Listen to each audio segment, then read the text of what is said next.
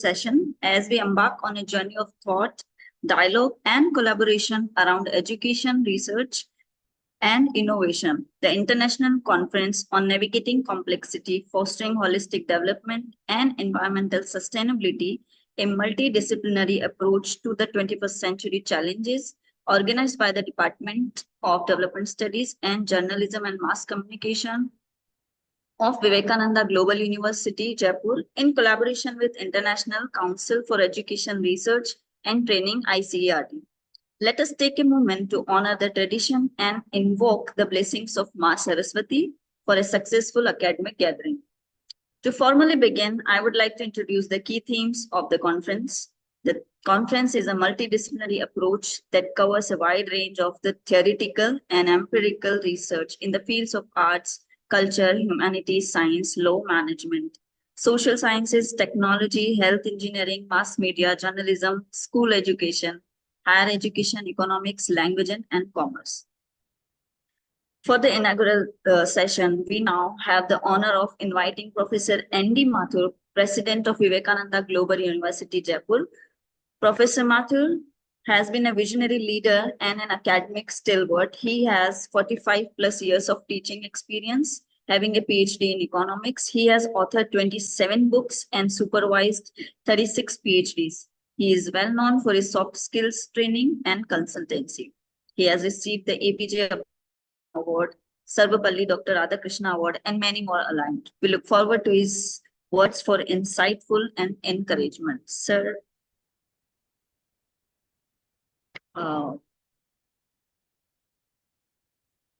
Andy Mathur, sir, can we? Kindly allow me to speak. Okay. Yes, sir. Can you hear me now? Yes, sir. Okay, good morning, everybody. I'm extremely happy that in collaboration with International Council of Education, Research and Training, the various departments of VGU are collaborating, the Development Studies Department and GMC Department, and we are all celebrating the World Environment Day today. It's really crucial, and it is a social responsibility also. I'm told the topic of the conference is navigating complexity, fostering holistic development, and environmental sustainability, a multidisciplinary approach to the 21st century challenges. Now, holistic development is the one concept in this, then environmental sustainability is another, and then approach 21st century challenges. Now, when we talk about holistic development, it is something which is integrated, which is physical and social and educational and spiritual, economic. That integration, that singularity is required in this. And that requires equity in setting, equity in society, well-being, long-term sustainability. And on the other hand, education, health, mental well-being, inclusive development, inclusivity in the opportunities, community engagement, environmental consciousness, all these things comes in holistic development. When we talk about environmental sustainability, our future generation has all rights on the resources. We cannot eat all resources. We cannot consume all resources. So less and less we should consume so that we can save for the next generation to come. So natural resources like air, water, forest, biodiversity, that has to be saved. Then sustainable consumption and production, climate resilience, renewable energy adoption, circular economic practices, that we should renew our resources also, and then biodiversity conservation. These are all part of long-term sustainability and environmental sustainability. Then what are the 21st century challenges in fact?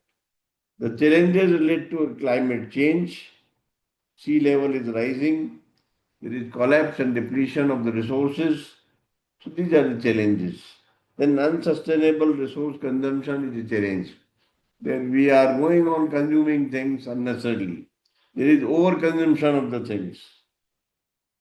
Then another challenge is rapid urbanization, which is creating slums, which is creating poor infrastructure, which is creating stress on resources, more and more carbon emission and the waste generation, which is creating problem. Then technological inequality is there, that there is digital divide, there is rural-urban divide, and the marginal community is suffering, marginal community is deprived of the resources. And manufacturing gets suffered because of this. There are other challenges about socio-economic inequality, that there is, because of more urbanization, more carbon emission, more resources to be consumed by one particular segment. There are income gaps, there are wage gaps, there are education gaps, there is health facility gap, and there is waste of resources also, and this is creating socio-economic inequality. Then there is public health crisis. We have seen it in COVID-19, that how the public health crisis has cropped up during 2019 to 2021, and we all have been sufferers. This generation has seen the hazards of that public health crisis. Then policy and governance gaps are there. These are another kind of challenges, that we don't get good kind of governance because of this. Then what to do then? What is the way forward? The way forward is green innovation, inclusive growth, global cooperation, community engagement, policy integration. These are the measures which needs to be taken. So conclusion is that human-centric development must be there. We should be planet conscious. Every industry must go for green practices. Manufacturing industry should go for energy efficient machinery, waste reduction, water recycling, green building, sustainable sourcing. Construction industry should go for eco-friendly material, eco-friendly buildings, modular buildings, energy efficient windows, then rainwater harvesting, which is very important, that every building must have rainwater harvesting system. In agriculture, you must go for organic farming, drip irrigation, crop rotation, crop covering, renewable energy use, and then reduce carbon release. Less and less carbon release must be there. If the hospitality industry is there, then minimum laundering, energy management, local sourcing of food, plastic, uh, use less and less use of plastic and alternative source of plastic, then green certifications must be there with the hospitals and hospitality industry.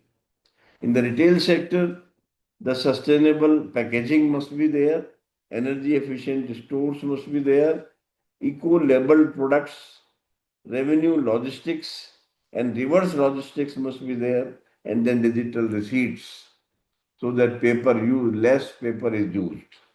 Regarding transportation, there should be public transport should be effective, fleet electrification, route optimization, economic driving training, and then low carbon emission and green warehousing. These practices should be adopted.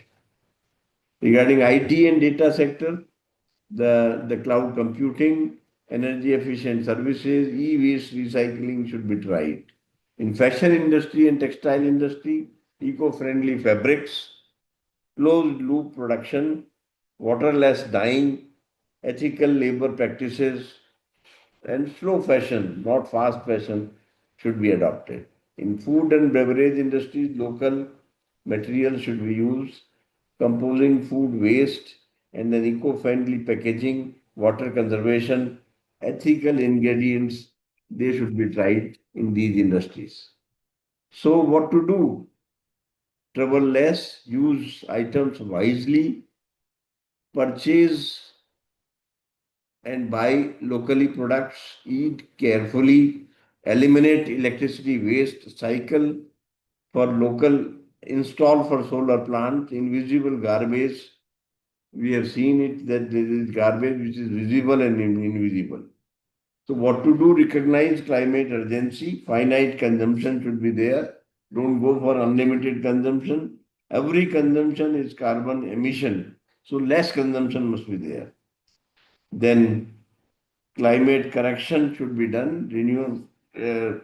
We should grow for plants, then commit to contribute, and sustainability will only be there when we will take care of the future generation. I congratulate the Department of Development Studies, Department of JMC, and International Council for Education, Research and Training for having organized this international conference on the occasion of World Environment Day so that an environmental awareness can be created and our generation can learn to live with future generation. Thank you very much.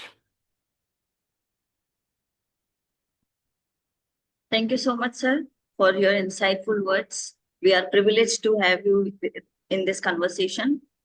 Moving forward, we are privileged to hear from a global panel of keynote speakers who bring diverse perspectives and rich expertise to this academic platform. Let's welcome, joining us from South Korea, we warmly welcome Dr. Liz White, Assistant Professor and Academic Assistant, Coordinator at Andigut College of International Studies, Wusong University, South Korea. Since 2021, she has taught courses in English, anthropology, fine arts, and critical thinking, and developed the MOOC Who Owns the Past, exploring ethical debates in museums and archaeology. Dr. White also serves on Wusong's Doctoral Defense Committee with prior experience in China and UK. She brings deep expertise in heritage studies, museology, and archaeological ethics. She recently co-edited Combating Values in Archaeological Heritage, reflecting her focus on ethics, difficult stories, histories, and cultural representations. Ma'am, please, over to you and welcome in the session. Thank you. Can I just check you can hear me okay? Yes, we can hear you. Excellent, very good. Please allow me to share my computer screen in just a moment. Hello, everybody. I would like to extend my thanks to ICERT for the invitation to the conference today. I'm actually going to talk about heritage and museums today. And I think a lot of what I am going to talk about has been mentioned in our introductory address, in our inaugural address. So please bear with me. Let me share my PPT with you, and then we will move forward.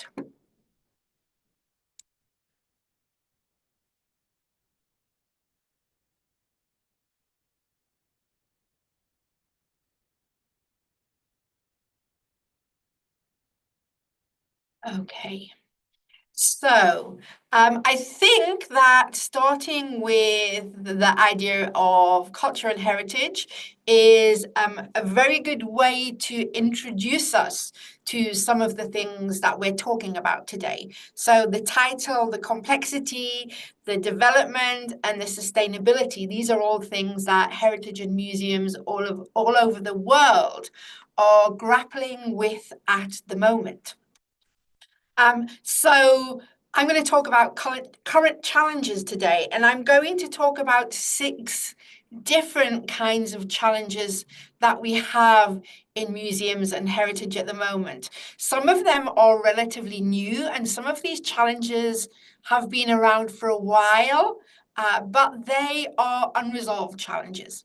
So what I'm going to talk to you about today, the key issues, the key challenges are decolonization, which is something facing a lot of countries throughout the world. I'm going to talk about restitution and repatriation, which I will explain a little bit more later. Digital transformations, which I think is affecting most of us throughout the world. War and conflict. Environmental threats, which again are becoming increasingly obvious. And even here in South Korea, I'm going to give you a couple of examples that have actually happened within the last year that have really affected heritage and museums in various places within South Korea. And of course, I'm going to talk to you about sustainability. But first of all, I just wanted to explain what cultural heritage is. I'm not sure if everybody is aware of what cultural heritage is. Cultural heritage can actually be many things. And I've taken my definition from UNESCO, which actually, I'm sure you know, looks after the most important heritage in the world. So heritage includes things like artifacts. So we're talking about small things, but we're also talking about big things like monuments or groups of buildings. All of these places, all of these things usually have some kind of value, and that value is different. It might just be historical, it might be symbolic, artistic, all sorts of different things. The problem we have in heritage and museums is that the value placed on things isn't necessarily the same for all people. So I may value an object for one reason. I might value it for its artistic value, but somebody else may have some kind of symbolic meaning to that object. And that's what can cause many problems. I am going to focus on tangible cultural heritage today, and I apologize for the typo that I can see on my PPT. So I'm going to talk about tangible cultural heritage today. So tangible being what we can touch, what we can feel. Decolonization is something that is affecting the world and has been affecting the world for some time now. And if you're not sure about the meaning of decolonization, I'm looking at it from a specific perspective. But usually when we talk about decolonization, we're talking about a group, a state withdrawing from a former colony. So the colony remains independent. Decolonization is a very important issue and difficult issue for some museums these days because most of, or many objects within museums come from colonial practices. And today, people are starting to question, rightly so, these colonial practices and whether objects should be in museums. And very often now in the news, you will see news of, a certain country, a certain place requesting the return of their objects. Now, this is exactly the Oxford Online Dictionary definition, and I actually loved the last sentence here because this is actually what I'm talking about when I talk about decolonization. He said decolonization of the museums, galleries was important and long overdue. So what I mean by decolonization is taking everything away from the hands of the colonized. So we have all of these objects in museums. We have one voice, one group of people looking after these objects. But now things are changing. So that means the way these objects are looked after, if they're looked after, the way they're thought about, all of these different things need to change. So if we're looking at decolonization in museums, we're thinking about a number of different things. And the first thing is to get more people involved. We want to get voices from the people, from the colonized. We have objects in museums from all over the world. Let's say the British Museum, for an example. There are objects from all over the world. Well, we need to start getting the people involved in the countries or the cultures that these objects come from.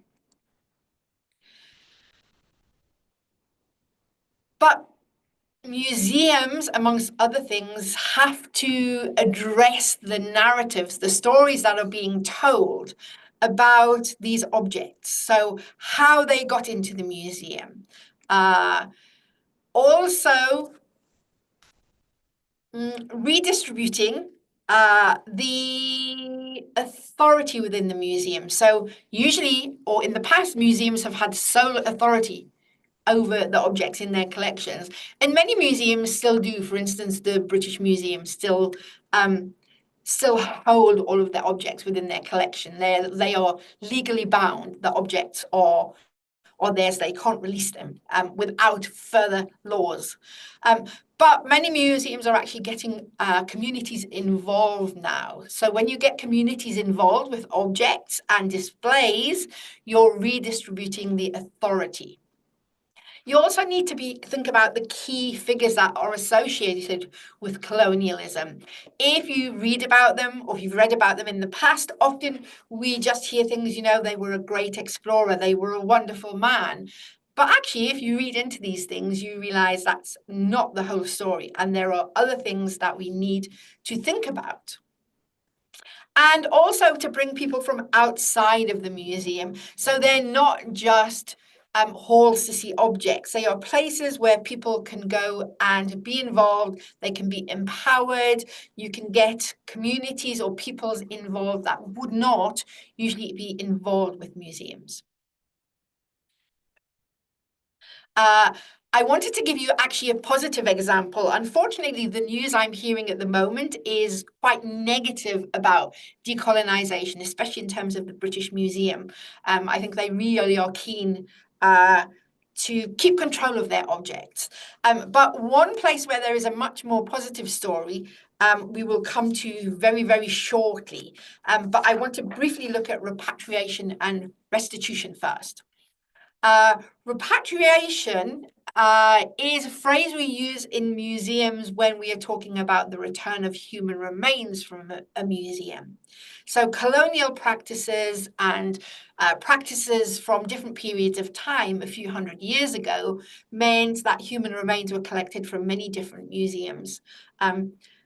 This has not been so much of an issue now. It was from about the 1970s, it's been an ethical debate, but over the last few decades, things, I guess, have progressed a little, and museums have been returning their human remains for some time now. What hasn't progressed wholly is restitution. And repatriation is all about human remains, skeletons. Restitution is all about objects. So if we're talking about the restitution of cultural objects, we're talking about things, physical things that belong to a different culture. This is something that has not been taken on board by all museums. Many museums have, especially smaller museums, but not all museums. So this is a growing concern, and this is something you often see in the news. But I did want to report on that positive story, and this is a museum from the UK called the Pitt Rivers Museum. They had objects in their collection relating to a Maasai group. And the Maasai group at first wanted the return of these objects, but they've actually worked with the museum, and now the group has formed a bond, a partnership with the museum, and they're working together to better understand the collections, but also better to promote the collections.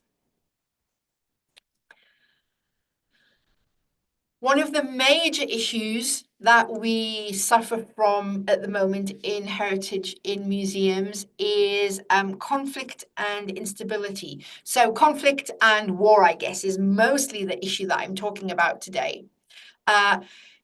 There are conventions in place that should protect cultural property in times of war. But neither of these are legally binding. So they're not law. They are just conventions that different countries can sign up to. They can agree to them, but they don't always do that. And more and more, we see examples of cultural property being destroyed in times of conflict. Sometimes that damage is actually purposeful. So sometimes buildings get damaged anyway, places get damaged in times of war. But actually, sometimes destroying cultural heritage can be an attack on a culture or an attack on the identity of a culture. Or it can be used to demoralize communities also. So a couple of examples that I've given you here is the Burmese Buddhists from Afghanistan. They were destroyed in 2015. And we also have, sorry, that's on the right-hand side. And then on the left-hand side, we have the Temple of Baal. More recently, I have been keeping a lookout at the situation in Ukraine about their cultural property. And it's quite interesting and very saddening to see what's happening to the cultural property in Ukraine. Before I give you the figures here, I should say these are all verified figures. So these are definite figures. We know this is truthful. So when I first started looking at this, we had April 2023, 248 sites damaged. A year later, in 2024, we have 348 sites damaged. And in April this year, we have 485 sites damaged. Now, I haven't looked to see how much those figures have increased in the last few months. But just to give you an idea of the kind of damage that's being done, these are all cultural heritage sites. So we've got buildings, we've got religious sites, we've got museums, libraries, archives, and also monuments. And this is obviously ongoing because the situation in Ukraine is ongoing, and not forgetting archaeological sites. So that's a big issue at the moment. And of course, often with war and conflict, we have looting. So artifacts are being taken from sites and they're being sold, or attempts are being made to sell them. They're not necessarily being sold. This might be purposeful by a power at the time of conflict, or it could be something like locals digging up objects and selling them just to make some money to, to be able to survive.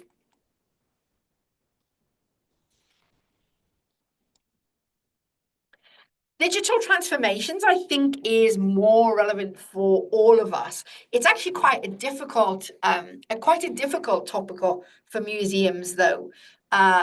Museums are physical spaces and they deal with physical objects and they show us about a culture. But these days, we can put things in an archive. We can take pictures, we can take video. You can have virtual tours. There are many things that you can do. This is both, I think, a challenge and an opportunity for museums. And I think the biggest challenge is actually the cost and time involved. I'm not sure about all over the world, but I know the countries that I'm aware of, money and time are always the biggest issues when it comes to museums. So it also brings with it an important question is, can a digital experience of a museum or a museum object ever really live up to the physical experience itself? I know for me, certainly not. I love going to museums. I'm always at museums around about Korea. And the thought of just looking at those objects on a computer screen, not for me. Maybe if we're talking 3D, maybe that would do the job, but certainly not just to look at a computer. But it is quite a popular thing. Many museums are getting involved in this idea now. And just to give you an example, the British Museum has put its collections online now. So this is just a screenshot that I took yesterday that shows you can search for all sorts of things. You get pictures, you get descriptions, you can do a full 3D of an object. So there are many potentials, but it's obviously a very costly issue. The next thing I want to talk about is environmental threats. And I think climate change for all of us it's not a distant threat anymore. It is actually happening. And in terms of cultural heritage, it is damaging heritage sites, and it's impacting how museums operate and how they protect their collections, because even inside, if you have a different climate, to protect your objects, you have to maintain a certain climate. So it has impacts inside and outside. So because of this, environmental issues are really central these days to museum management, I think. But that also brings conservation issues. It's not just temperature control. You have rising costs because you need to conserve items. Climate change and environmental threats are very much a cultural issue these days too. And once we lose these things or we lose these sites, they're irreplaceable. You know, it cannot be reversed. So museums really have to adapt to this changing environment. That's very important for them to do that. In South Korea, it is also a major concern. In any country, for example, if you have a World Heritage Site, if you have damage to a World Heritage Site, normally you have to use traditional original materials to repair and make better that heritage site. But the question is, with environmental changes, will those materials be sufficient? Two examples I want to show you from Korea, which are very, very recent. Last year, this is a fortress, Gonsangyong Fortress, and you can see how deep the water is there. So that was totally flooded when we had really heavy rains, and the river burst its banks last year. This cost about $80,000 to repair. In a different part of Korea, we have a temple. I don't know if you guys got this news over here just a few weeks ago. We've had major wildfires, and a temple that was built in 681, so a very old temple, was totally destroyed by fire. So there has been a huge cost lately to cultural heritage in terms of environmental threats, and the agencies that look after cultural heritage these days are now trying to figure out what they can do to minimize these risks in the future. So one thing they're thinking about is, if there is a heritage site, they're going to try and cut back on any materials that could cause fire damage to them. So they're going to make that gap between a heritage site and combustible materials much wider. So it's much more difficult for objects to become damaged because of the fire. So this, of course, increases cost in terms of looking after heritage. And of course, the temple, nothing can be done about the temple. It's completely lost, unfortunately. I'm going to end with sustainability. We've already talked about some kinds of sustainability in the inaugural address there. And for this part, I just wanted to end on some of the issues with heritage and museum sustainability.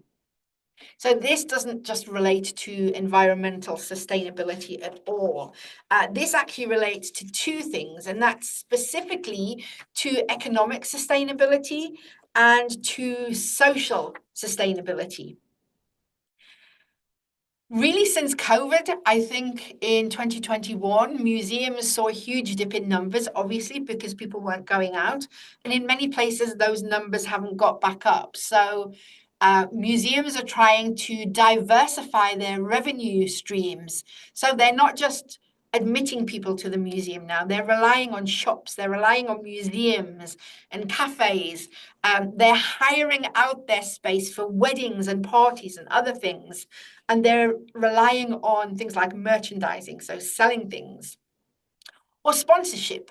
And of course, we now have better digital resources. So there is an option to offer digital revenue also. And of course, you need to make it cost efficient also. So making the infrastructure more energy efficient, and maybe starting partnerships with other people, which means costs are shared. You also have an option to decrease physical space and increase digital space.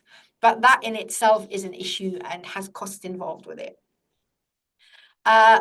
I think one of the biggest issues for museums at the moment is actually social sustainability. And the sentence I've got here is that they must ensure that they are relevant to future generations. And I think that's very much the case. Some museums who choose not to move on with current thinking, like dealing with colonialism and decolonization, I think in the future they are going to have many problems.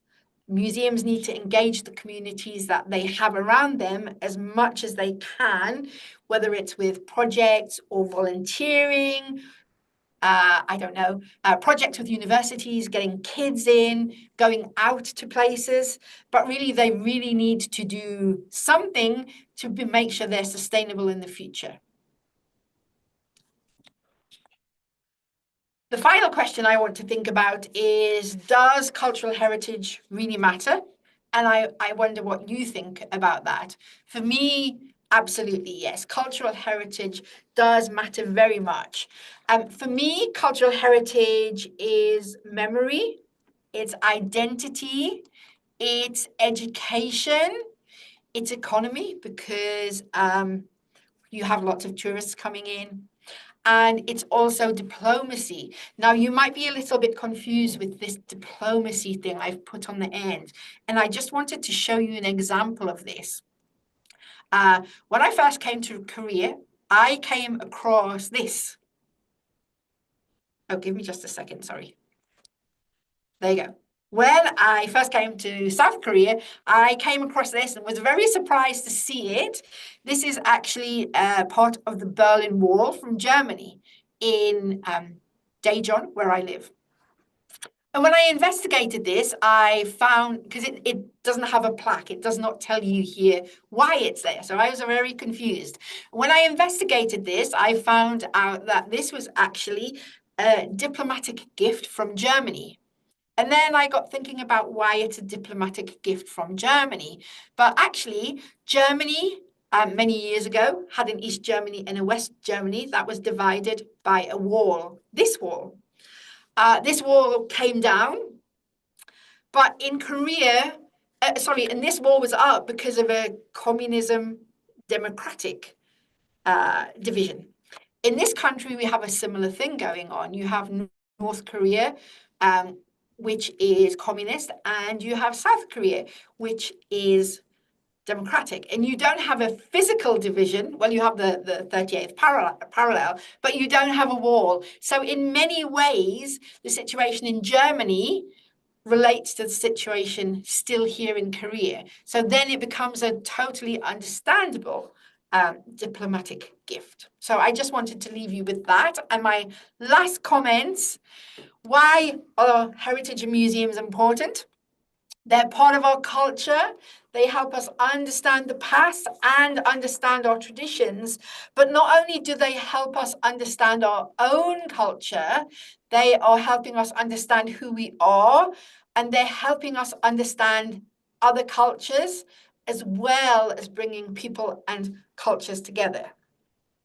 So I think that heritage and museums can really be the focus of great divides. And I actually still do think that there is much work that can be done on improving relationships with stakeholders in heritage and museums.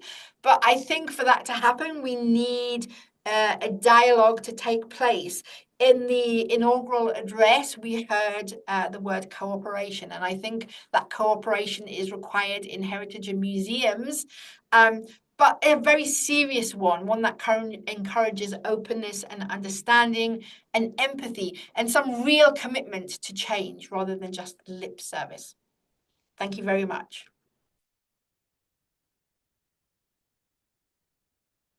Thank you so much, ma'am, for your insightful and thought-provoking address. Your perspective on heritage sites and museums have truly enriched our understanding. It was an honor to hear your views. Thank you for sharing your expertise with such clarity and conviction. Thank you, ma'am.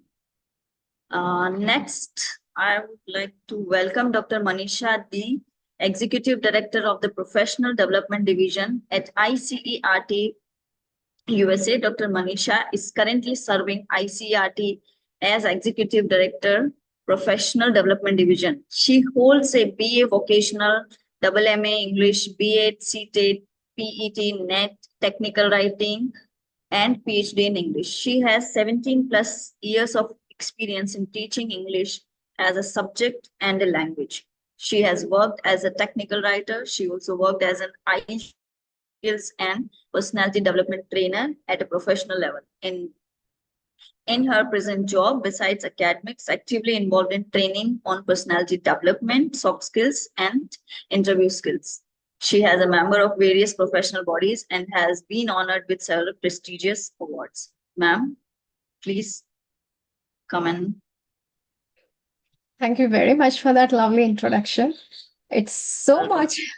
I never knew about, like, oh my God, there's a list. Oh, thank you very much for reminding me of all that. But then it had such, the huge responsibility that's what I felt now. It was an Anyways, honor. well, thank you so much. I'll try to do justice to this profile now. But however, please excuse me if in case I miss something. Well, before starting, let me share my screen and please confirm if my screen is visible to you all. Is my screen visible? Yes, ma'am, absolutely. Okay. So, good morning, respected scholars, fellow educators, students, and the honored guest. It's a deep privilege to speak at this international gathering of minds and hearts, conveyed under the theme navigating complexity, fostering holistic development, and environmental sustainability. I sincerely thank Vivekananda Global University and ICRT for inviting me to contribute to this timely, vital conversation. This is really a need of time now to talk about such issues. Well, as a professor of English language and literature, I've spent my life immersed in words. And that's why today I thought I want to talk about those powerful words here. And not just to describe the world, but to shape, heal, and sustain it. How the words can heal world and how it is powerful. That's how I'm going to talk today. And that's why the power of story is what I brought for all of you here. You might have heard the stories from your grannies, from your elders, and some of you might have, the memories of that. So I'll come back to that point here. But since the dawn of human history, we have used stories to make sense of chaos, to pass on wisdom, to teach values, and to bind communities, isn't it so? But stories have done more than that.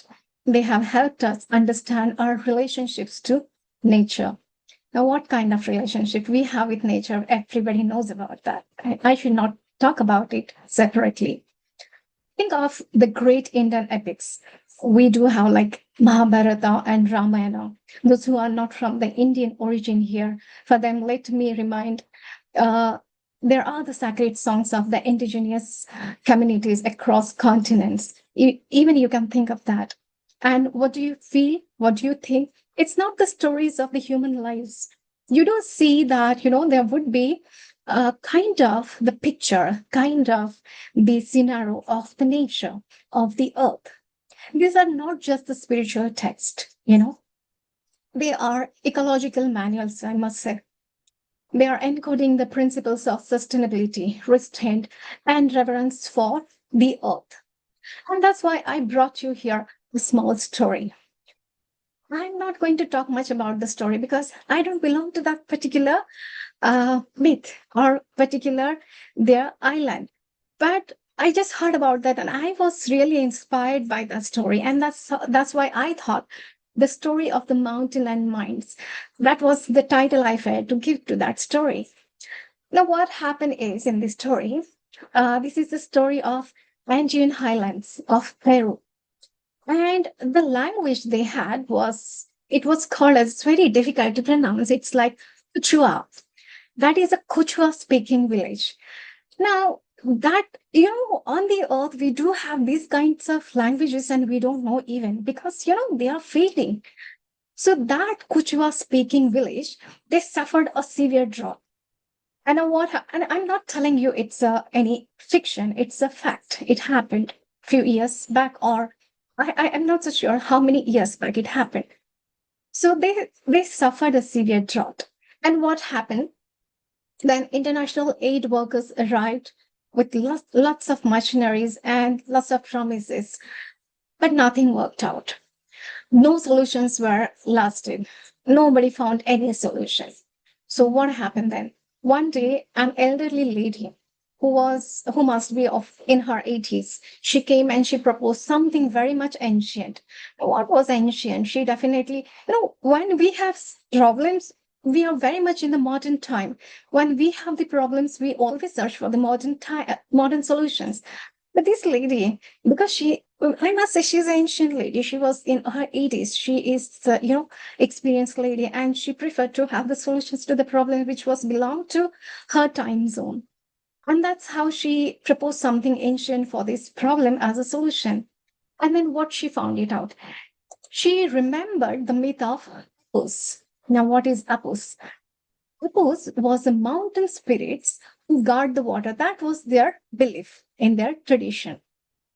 She gathered the villagers and retold those ancestral stories in their fading mother tongue. I'm saying it's for fading mother tongue because, nowadays we are using very much modern languages, and we are tend to use it more because it's easy way to communicate. And that's why we are just, going away from our mother tongue. And that's why in that fading mother tongue, she told that story. What happened? The children listened with wide-eyed, and the elders cried. What was the story? I'm not going to talk about that because the impact of the story matters here than the story. Now, they inspired the villagers who got inspired by the story. They were inspired by the story, and then they reviewed the old practices that she mentioned in the story. So there was the technique in her story. She mentioned about the amunas. Now, this amunas was this traditional stone canal that had been used to guide rainwater down the slopes. You might have studied, in modern study. I do remember in my geography, I had studied like the farming on the hilly station or the hill on the mountain hills. How do they do the farming? There are the slope, the step farming or something. So that is the same thing, but it had a fancy names in that tradition. That is the amonas or crows or these things. So that was the thing that attracted this particular people, and then they followed that. So within a year, the water returned. They were facing the severe drought, and within a year, they got the water. So what changed? Not just infrastructure, but imagination. Forgotten language rekindled identity, and nearly lost story reconnected people with place. So that was the magic that the story created. It was not like, we know the problems, we discuss them, we find out the solutions, and then we try to work on it. Whether it works or not, that is a second. But my point here, the elderly lady, she brought that particular story and she connected these people with their place through this story. And they found out the solution for their problem. And that was what inspired me, actually. And so that was the point that I decided to talk on this point here. Now, when I'm talking about all these things, what happened here is it came literature in action. When literature motivates us, when it changes, when it brings the transformation, that's what the literature is in action, right? So what this teaches us, what literature teaches us, it doesn't, it's not a simple stories, but they are very much profound. Language is not neutral, it shapes how we think, how we feel, how we act, and we speak, right? So, if I have to give you an example here, though I told you the story of the Parian Islands and over there, what happened. But then if we say, it's a very simple example. If I say that, if we say Earth as a resource, we are ready or we are prepared to exploit it. But when we say Earth as a mother, we instinctively protect it. So that's how the language changes the psychology. And that's how from resources to exploitation to mother to the protection. That's how the language changes. So many indigenous languages have dozens of the words for snow, rain, and soil. Very subtle sacred distinctions are there. If you just Google it out, you will find it out, because our language is fading now. So there are so many words, there are the alternatives. And these are not only the languages, these are not only the vocabulary. When such languages vanish, we don't just lose vocabulary, but we lose worldview. As I said that the lady used oppose or ammonious or something, we never knew what was that, but we got attracted to that. And then we start working on it. Similarly, when that is what changes our approach, that's how the worldview. So when we are just ignoring, or when we are letting this vocabulary to lose, we lose the worldview and we lose way of being. And that's why we need to be very much connected to these stories. This is where the literature becomes very much essential. Literature argues not only events, but emotions, ethics, and ecosystems. Now, when I thought about this, it just came to my mind about Amitav Ghosh novel. I'm not here to promote any particular novel or to discuss any novel, but when it came about the nature, I just thought that Amitav Ghosh novel has mentioned a lot thing or many things about the nature, which I never found in Shakespeare's novels. I never found in any other place. So The Hungry Tide, this novel, it is set in the Sundarban. Now Sundarban is a part of it's a tidal mangrove forest between India and Bangladesh. So the novel is more than a story. It's not just a story, but it has a lot. It's an ecological meditation. Why do I say like that? Because Ghosh introduces us to Bon Bibi. Now Bon Bibi is a character. It's not a human character. Bon Bibi is the forest goddess.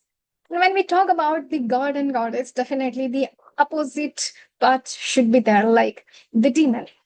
So the forest goddess is given the title Bon Bibi.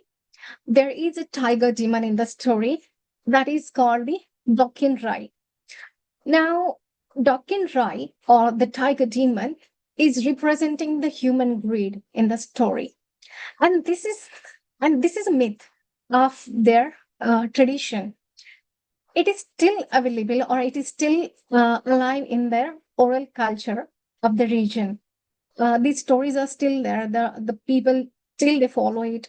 It is still alive in their tradition. It's embedded in the plot. The story is Ghosh used that myth to create his plot for the story. Through it, what Amitav Ghosh has done, he just didn't entertain us through the story, but he challenges us through the story to rethink the binaries. Like, binaries, when I say that the goddess is there, then god or goddess is there, then definitely the opponent, like demons, are there. So through that, in his story, he made us to think about when the science is there, along with the science, we need to think about the spirits. So what spirit? Of course, he's talking about the nature.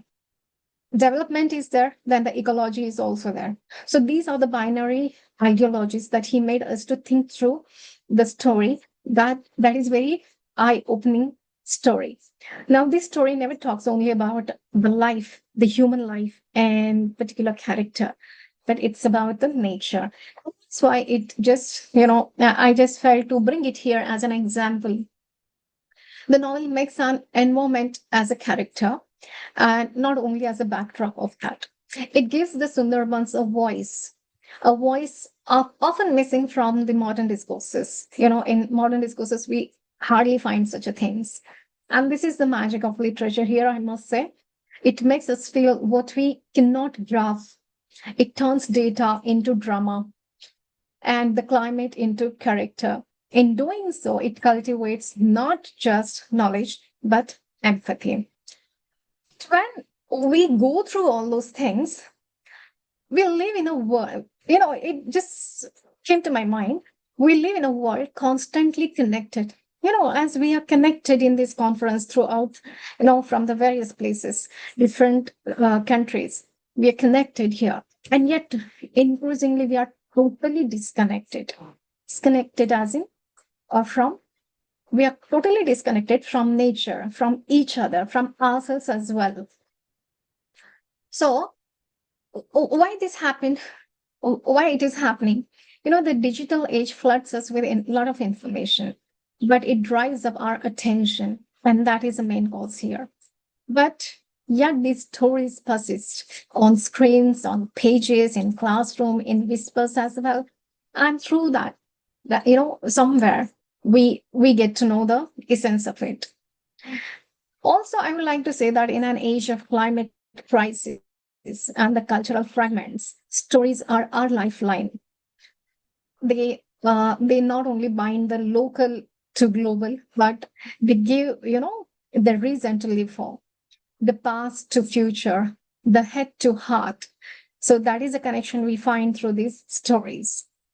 When talking about all these things, it again brought my attention. The other day, I was just, sitting next to my swimming pool, and I heard that the noise of the water, and I just thought, it's been so long. I haven't heard about the waterfall. I haven't heard about the noises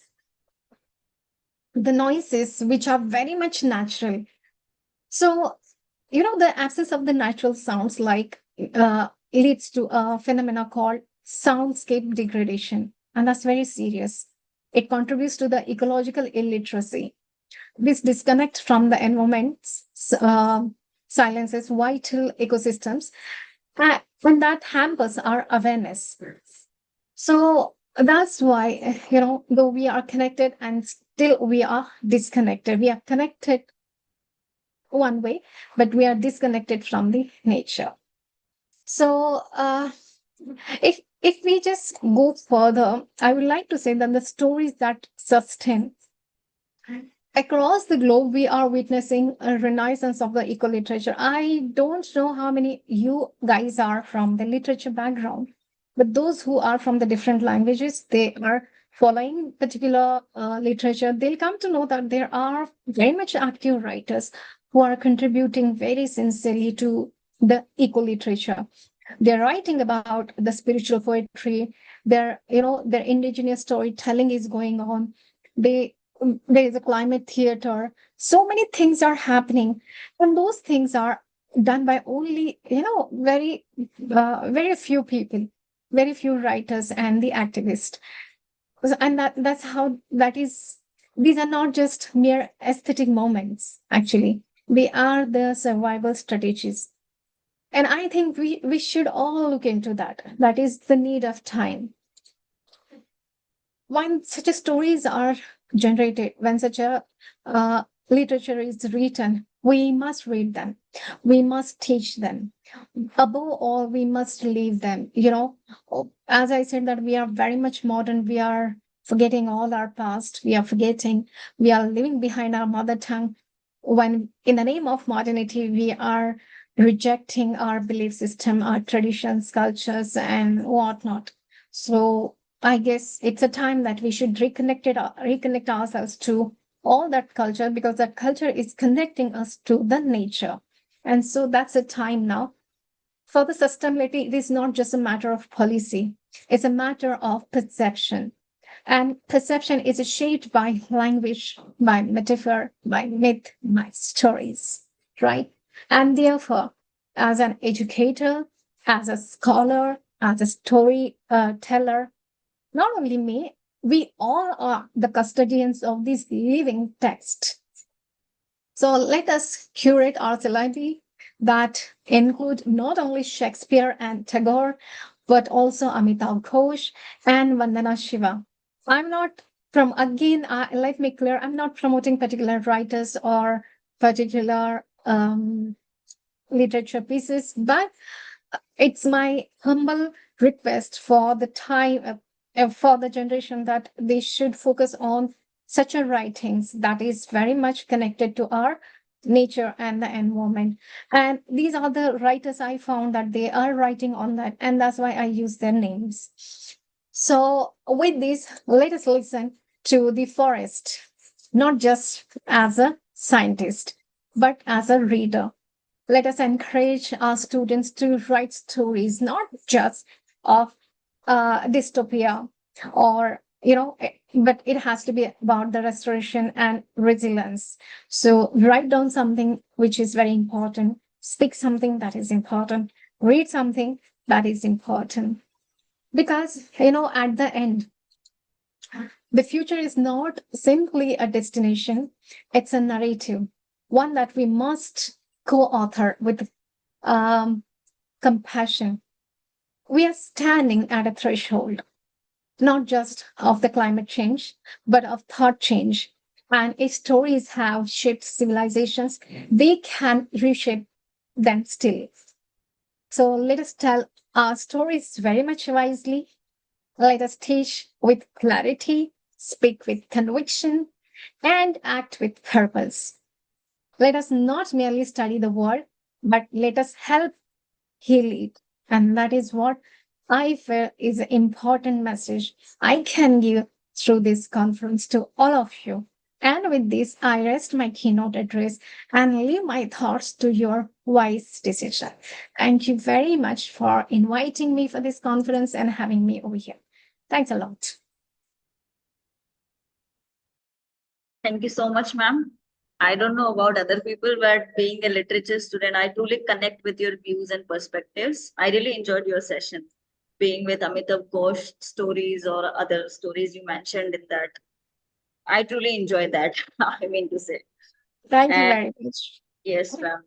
It was really insightful and it was our pleasure to have you in this session. Thank you so much, ma'am. Yeah. Our next keynote speaker is Dr. Evelyn Ijeoma Orji. Ma'am, if you are here, please correct me if I mispronounce your name. Head of the Institute of Education, University of Calabar, Nigeria. Dr. Evelyn holds a PhD degree in education psychology from a prestigious University of Calabar, Nigeria, where she graduated as the overall best PhD student in the history of the institution with a CGPA of 5 out of 5. She is passionate about her job and pursues her research interests in the areas of social and personality development, education, intervention, and human capital development. She received the Education Excellence Award for the International Council for Education Research and Training, ICERT, on November 26, 2022. She is also involved in diverse community services, such as building the capacity of children and youth in social and cognitive skills and facilitating learning in the National Teachers Institute NTI Calabar Study Center. She has held responsibilities in her institute as course advisor, project supervisor, and presently examination officer. She is a member of reputable academic associations and has several conference attendees, peer-reviewed publications in reputable journals, both local and international. She has over 5 book chapters as well, including a commentary. Ma'am, please, over to you.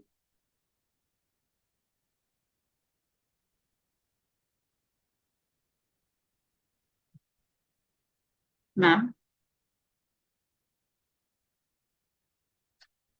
I think, ma'am, you are not audible here. Yes. Good morning, everyone. Yeah, good. Good afternoon, ma'am. Okay, can you hear me? Yes, I can hear you. Okay, good morning, everyone. Thank you so much. ICERT. Welcome. Yeah, thank you so much for having me here. Yes. Just as you have explained, just as you have been, am I audible? Yes, ma'am, you are audible. Okay, thank you so much. Good morning, everyone, once again, and welcome. Just as you have introduced me, I'm Dr. Evelyn Ijeoma Orji, Head Environmental Sustainability of the Institute of Education, University of Calabar, Cross River State, Nigeria. Honestly, I thank ICERT and the co-organizers of this event for the opportunity given to us all here to celebrate World Environment Day this year, 2025. It's really awesome. I'm particularly very happy to be here as a keynote speaker. Thank you for this honor. As a reiteration, World Environment Day, as we know today, is celebrated every year on 5th to 6th of June. It is a date agreed by the United Nations to celebrate this day for environmental sustainability. Among the goals for this annual celebration is to continue to raise awareness of climate change and the impact, and to celebrate environmental actions, such as mitigation, adaptation actions that nations are doing while getting updated on latest innovations in nature-based solutions, eco-friendly practices that preserve the environment in order to promote healthy planet for all of us.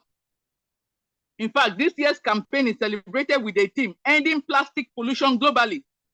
So in this conference, I'm sure we are expecting that all presentations will largely focus by the plenary speakers on diverse ways through which stakeholders will foster holistic development and promote environmental sustainability locally and globally. If you look at my content development,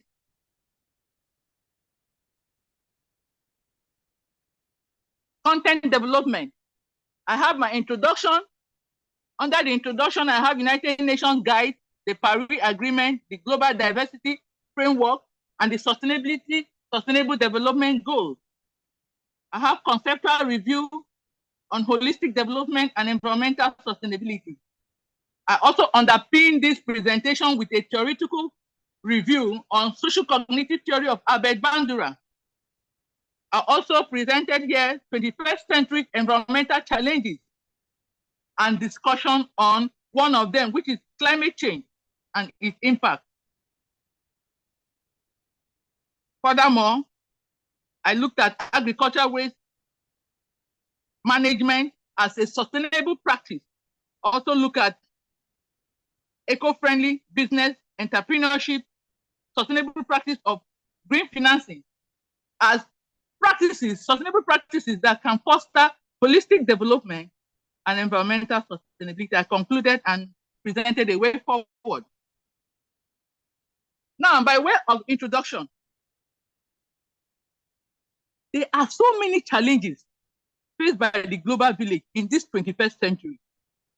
And the inhabitants of the world today have to continually seek solutions to many of these choking challenges in order to do what? Foster the desired development, economic, social, and environmental, peace and tranquility, inclusive. Because without peace, no sustainable development or holistic development can take place. A multidisciplinary approach is being sought after by the world today to achieve this set goal, which is to foster a holistic development and environmental sustainability. What does holistic development entail? What do we actually mean by environmental sustainability? This concept can be gleaned from diverse disciplines. We really need to articulate the views of these significant disciplines, such as the sociologists, the psychologists, the environmentalists, the educators, the meteorologists, the economists, teachers, everyone. The government, whatever it means to these disciplines, a multidisciplinary approach is a forward-looking approach to achieving holistic development and environmental sustainability today. In fact, global effort has been towards getting world leaders to align environmental solutions, including mitigation and adaptation efforts in their respective countries. Global South, Global North, everybody is affected by climate change impact to guide provided by the United Nations in various treaties and acts. Now, let's examine some of these mitigation and adaptation guides provided by the United Nations.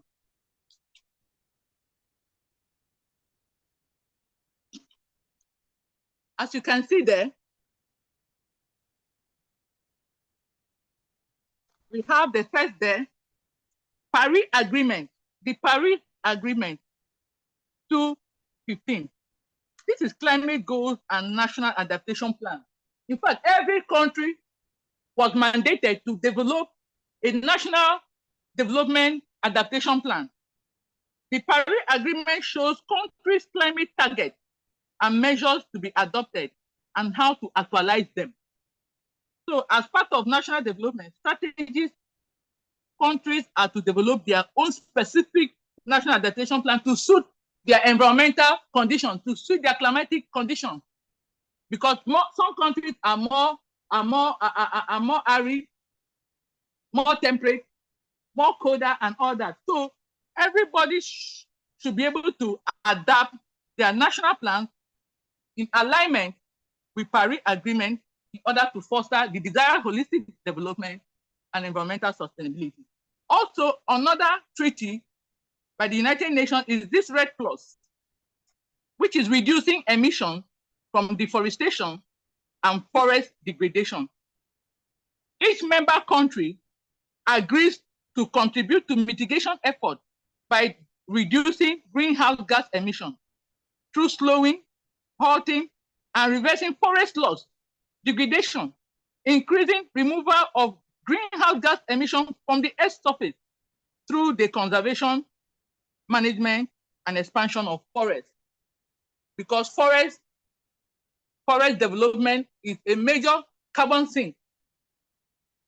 So if these are done, if countries agree to this package and are also making effort to ensure that their participation is inclusive, they will be able to achieve the desired goal of fostering holistic development and environmental sustainability. Another framework is this Debt for Climate Protection deal. Countries have agreed to advance the cause of global net zero emission target. Countries have agreed to make effort to reverse from fossil fuel to cleaner energy access for the development of Africa.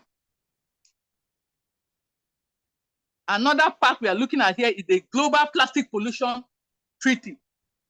Today, plastic pollution has been declared a pandemic because every country of the world is suffering the impact, the psychological impact, the environmental impact of plastic waste is enormous. So this treaty was made in 2002 to reduce the impact of plastic waste in the marine environment.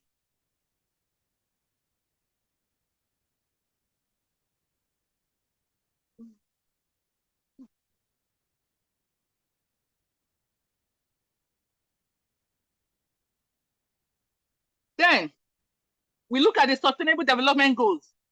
This agreement will serve as a mirror to see how much aligned countries' mitigation and adaptation measures or solutions are achieving the goals and expectations of the United Nations, especially concerning the sustainability of our collective planet. In fact, with all this, there is a beacon of hope. Only if human activities on the environment are not that of overdependence. We have so much dependence on the natural resources that there's time now for us to reverse some of these unsustainable activities in order to protect the ability of tomorrow to take care of their own needs. This paper brings our attention to some of the 21st century environmental challenges by reflecting on a selected few and the impact exerted on populations and systems. It will also examine some sustainability practices focused on waste management and green entrepreneurship as it helps to foster the desired holistic development and environmental sustainability. If you look at this picture here or poster, you see the Sustainable Development Goals. In fact, the United Nations have come up with 17 Sustainable Development Goals. I'm sure all of us are aware of these goals. Goal number 1 is end poverty. Goal number 2 is zero hunger. Goal number 3 is good health and well-being. Goal number 4 is quality education. 5, gender equality. 6, clean water and sanitation, and so on and so forth. Getting to goal number 17, which is partnership for the goals. How are we partnering? How are we collaborating in our mitigation and adaptation effort to ensure that our efforts align with the United Nations framework in order to foster the desired holistic development economically, socially, and environmentally, and also to foster the sustainability of our environment. These are the goals that countries should adapt in their respective environment. Now let's look at what is holistic development? Holistic development is an approach to development that connects social, economic, and environmental aspects. You know that we cannot, when you talk about social, economic, and environmental, they are all interconnected and interdependent on one another. So there is nothing that we do that does not involve these different aspects of life. Look at social dimension. Socially, human well-being is very important. Education is very important. Social welfare is very important. Social justice, equality, fairness, and human rights is very important. Community engagement, grassroots participation for community development is also very important. Cultural heritage, preservation of the cultural heritage of the people and the local content knowledge is also important to be integrated for us to achieve a holistic kind of development. Economic dimension, when we talk about the economic dimension of holistic development, we have to look at how to create employment opportunities, even for the vulnerable people in our midst, the marginalized people, the underserved people. We have to look at poverty reduction, infrastructure development that can give that opportunity and equality to people to thrive economically. Because in all this, it will boost the economic growth of the environment and also boost productivity. And also when this happens, poverty will be reduced, hunger will be reduced, and then people will thrive. Key aspects of this holistic development also include interconnectedness. How? What we mean by that? Recognizing the relationship between these three aspects of development to ensure holistic approach to development. Comprehensive approach, a holistic development approach requires that all multiple aspects of development, these three aspects, social, economic, and environmental, must be addressed so that when they are balanced and integrated, we can ensure that we are heading towards a holistic development. A holistic development should be long-term. We have to focus on sustainable development that benefits future generations. We don't have to over-depend, over-consume, over-produce, and kill the future. No. Another aspect of holistic development is inclusivity, ensuring that development benefits all members of society, particularly the marginalized, the vulnerable groups. A development that does not involve these people, that does not think about this type of people, person, or vulnerable environment, is not a holistic development. So when we talk about participation, it's another key aspect. In fact, if you look at the Sustainable Development Goal number 17 specifically of the United Nations, talk about partnership, participation, collaboration.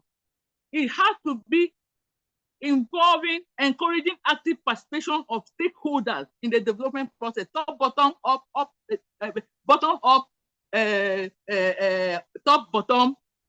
approaches, developmental approaches that that economics usually use. So you start from the grassroots mobilization, local government to the state to the government up. Ensure that all these three people are involved in the planning of the effort you are doing towards fostering holistic development and environmental sustainability.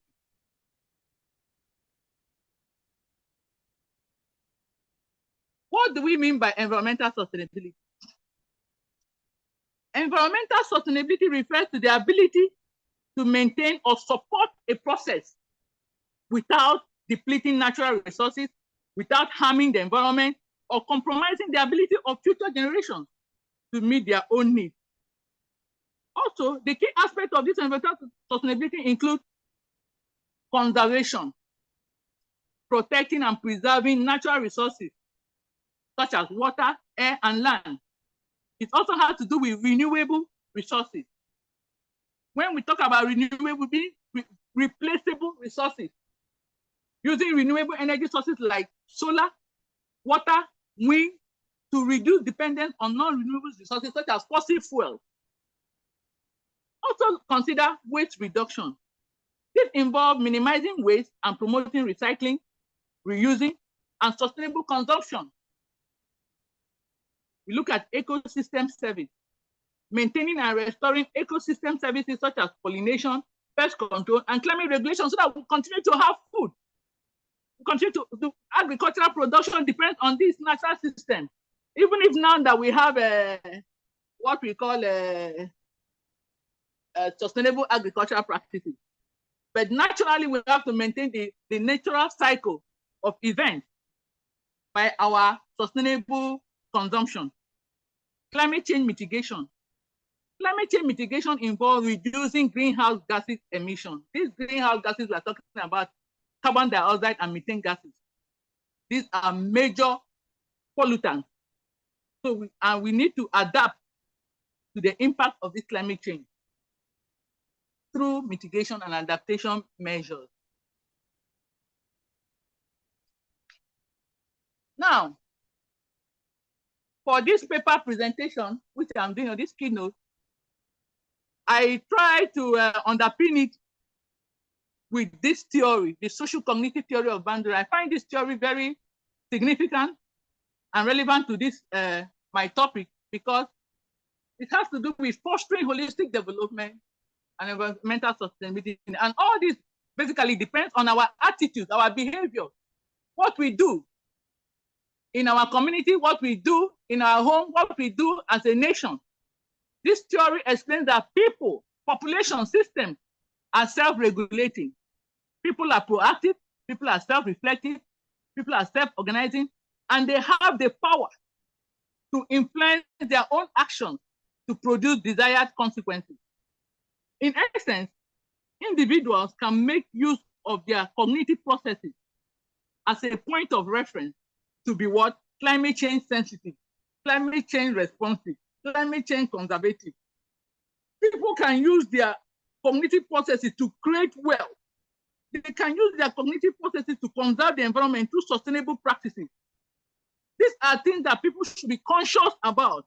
These are things that nations should strive to align their mitigation and adaptation measures to the framework that has been provided. Through sustainable practices such as waste management practices, I think we can reduce and recycle our waste resources and foster the desired development and sustainability of the planet, our environment. We are talking about environmental challenges. We are talking about World Environment Day, and I felt that we should look at, bring to our forefront some of these environmental challenges. There are so many environmental challenges, but these are a few of them that actually the global village has been faced with. First on this list is climate change. When we talk about climate change, we are talking about rising global temperatures and extreme weather events, flooding, a lot of heat wave in our society. We experience low carbon energy transitioning to renewable energy sources is a challenge faced by the world today. How do we transit to renewable sources energy without this fossil fuel? Because over dependence on this fossil fuel has made countries to be stereotypic. In fact, when you talk about transitioning to renewable energy, they bring about a lot of issues. So we look at sustainability is a challenge. Balancing economic growth with environmental protection, it is a challenge. Geoengineering is a challenge. Overfishing is a challenge. Plastic pollution is a pandemic. It's a serious challenge to the world. Deforestation is a serious challenge. Air pollution, because of poor quality and impact on human health, is a challenge. Water security in some countries is a challenge. Food security is a challenge, especially in low-income countries and middle-income countries like Africa, Sub-Saharan Africa, even in war-torn zones that we are experiencing today. There's hunger. These are environmental challenges. But I'm going to be looking at just one of these challenges in this presentation.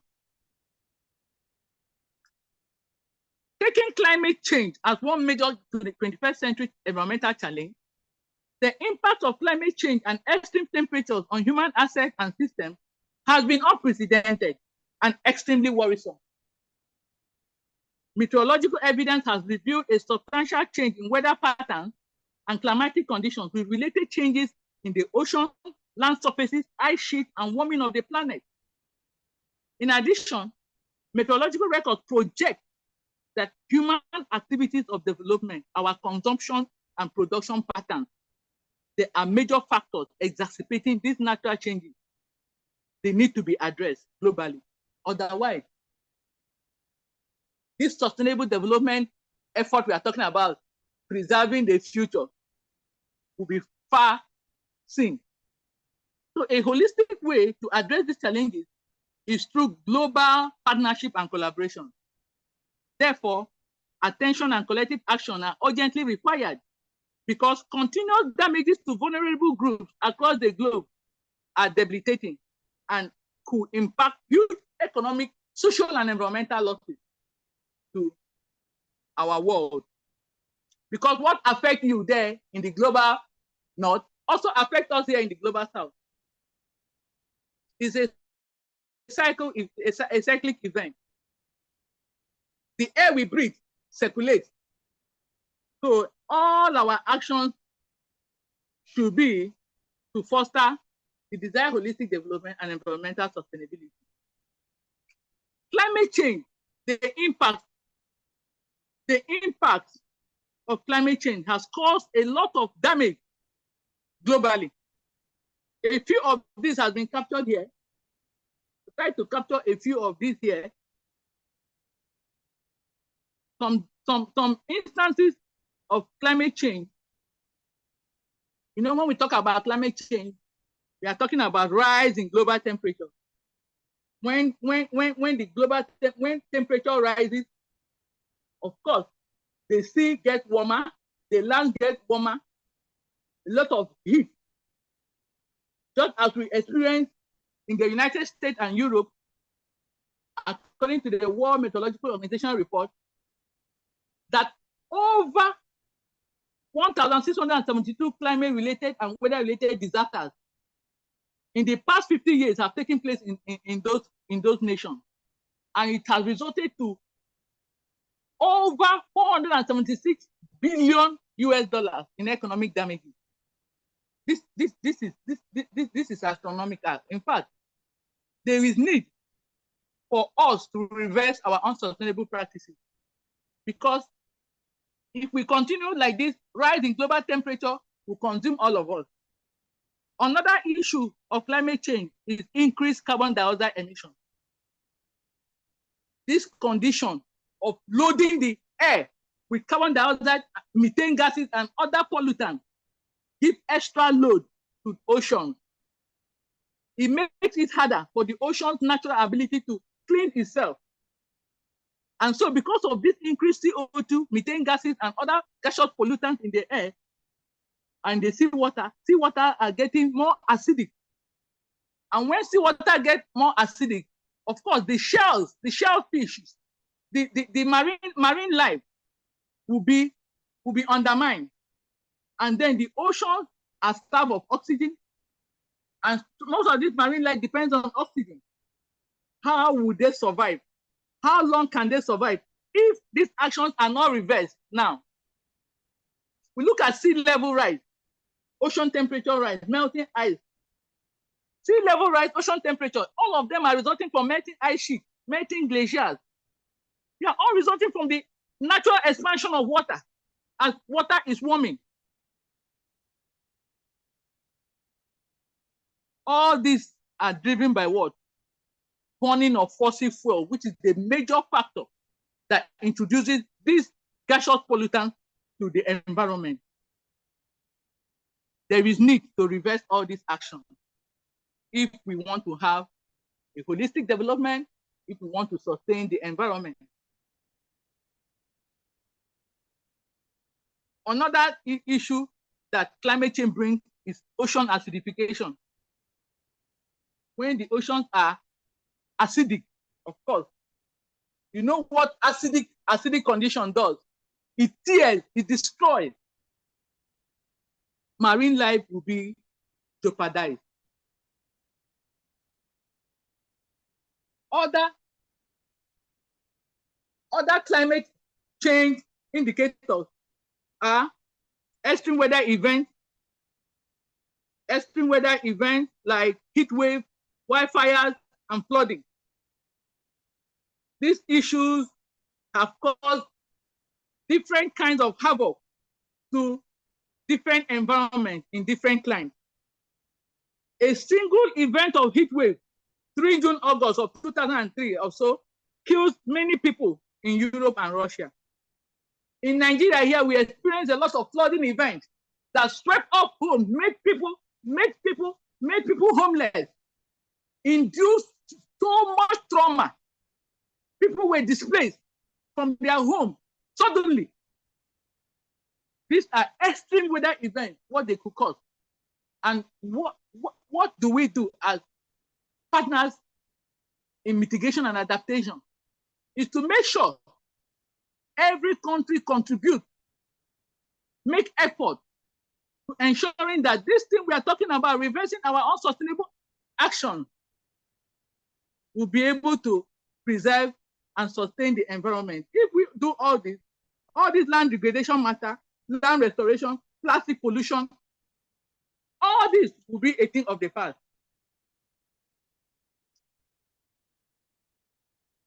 Now, let's look at some of these unsustainable practices that I'm talking about that are exacerbating extreme weather events, land degradation, plastic pollution, rise in global temperature, increased carbon dioxide emission and methane gases, sea level rise, ocean temperature acidification.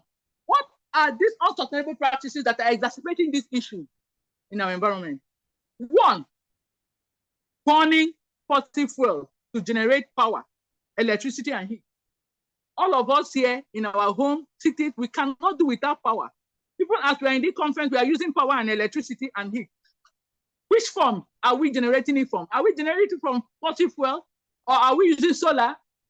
What we are doing now, are we using solar energy, or are we using wind energy or hydropower?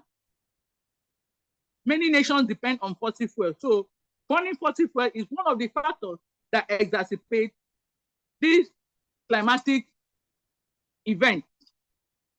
Another factor that exacerbates human activity that contribute to worsening the environmental challenges include cutting down of forest trees, deforestation, especially in my country here, because many people depend on agricultural livelihood. There is the tendency to deforestate, to prepare more farmland for cultivation. So this is an attitude, a behavior that should be curtailed and addressed. Road construction, infrastructure development, all are activities of man that contribute to worsen these environmental challenges we are talking about. Another factor, increased production and consumption of goods and services. The way we consume, we generate a lot of waste. In fact, the waste burden in the world today is linked to our consumption pattern. This plastic pandemic we are experiencing today is linked to our consumption pattern of plastic. Plastic, we cannot do without packaging materials that are made of plastic.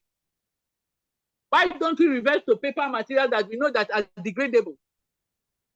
So these are some of the practices that contribute to exacerbate climate change, as you can see there. Now, let's look at some effort, because even though we are talking about we are doing this, we are doing that, we are also making effort. Countries are also making effort. Nations are making effort. Because if you do not make effort, you'll be consumed. Some effort committed so far to reverse some of these human factors globally. For example, I took that of the United States to represent that of the global north, effort by the global north. I took that of the Joe Biden Inflation Reduction Act, IRA. In fact, this policy of the United States is all encompassing. It is a deficit reduction policy targeted to fight inflation, lower energy costs, increase cleaner production, and reduce carbon emissions by roughly 40% by 2030. In fact, any activity, any effort that is targeted at reducing carbon emission is a thumbs up, should be given a thumbs up.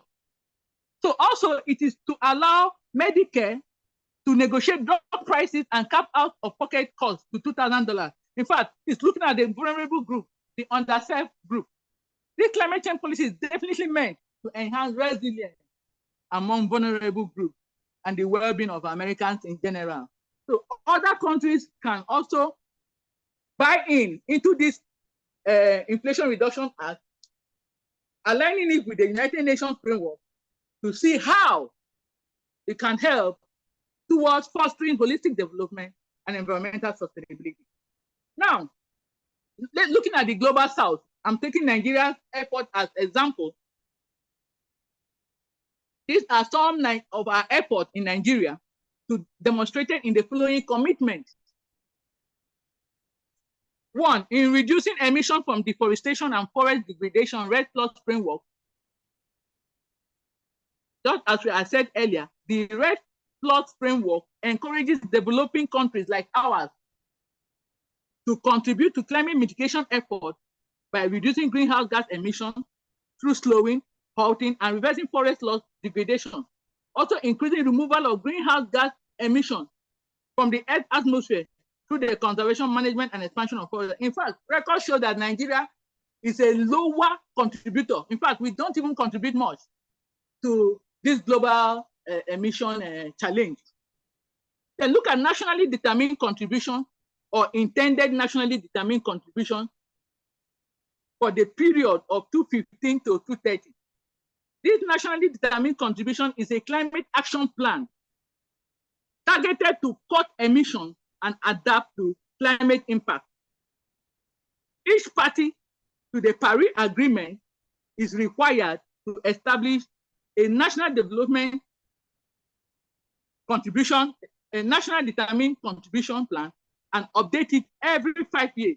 I think the Conference of Parties has the responsibility to monitor countries to see how aligned their mitigation and adaptation measures are also, doing, or how well they are doing towards this sustainable development, achieving sustainable development goals. In Nigeria also, one of our efforts is about land degradation and land restoration. Many of our lands have been degraded, and across the regions of Nigeria, there are evidence of so many land degradation which have been recorded. Some of them have been identified for restoration. They are here in this paper. Some of them have been identified for restoration, and they are making efforts to ensure that the lands are recovered. Some of the plans to recover these degraded lands include presidential initiative of planting 25 million trees nationwide. The target is to restore 4 million hectares of degraded land, set landscape restoration by 2030. We hope that efforts are continued, are sustained to restore 4 million hectares of degraded land before 2030. We are hoping that this comes to life. Another effort of Nigeria is in the agro-climatic resilience in semi-arid landscape. ICERT project is desiring to help restore 1 million hectares of degraded land in the northern part of our country. They have also set the land degradation neutrality target setting program.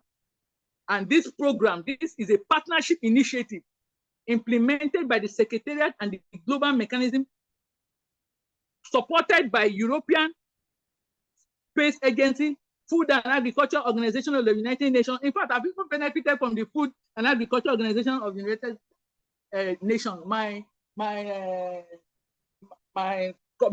community program have also benefited from this Food and Agriculture Organization, where they give out fish fingerling and feed that can take you grow the fingerling to maturity and sales.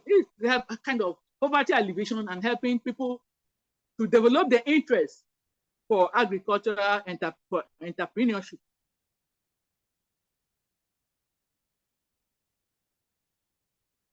Now, let's look at, we have looked at unsustainable practices. We have looked at factors exacerbating climate issues that we are experiencing. Now we are going to look at, and we have looked at efforts to mitigate these issues in the global north, in the global south. Now, we want to look at some sustainable practices that we can actually adopt in our various communities, in our various countries, towards impacting on holistic development and environmental sustainability. One particular one of interest to me is waste management practices, because I see a lot of waste. I see a lot of waste in the environment: plastic waste, agricultural waste, water waste. We are wasteful. I'm sorry to say that we are wasteful. We are very, very wasteful. So waste management practices is a sustainable practice. And what does it entail? Waste management can be defined as that discipline involved with the control of generation, storage, collection, transfer, transportation, processing, and disposal of solid and gaseous waste in a manner that is in accordance with the best principle of public health, economics, engineering, conservation, aesthetics, and other environmental considerations that is also responsible to public attitude.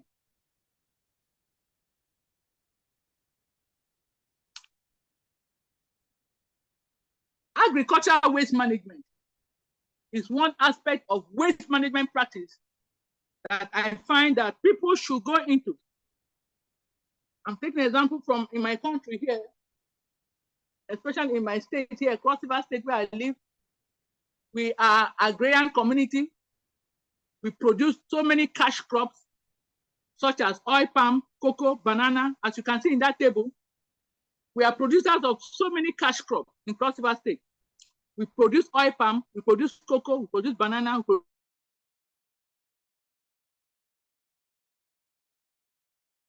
produce rice, cassava. We go in agricultural organization I talked about earlier. And then all of this agricultural production activity produces waste.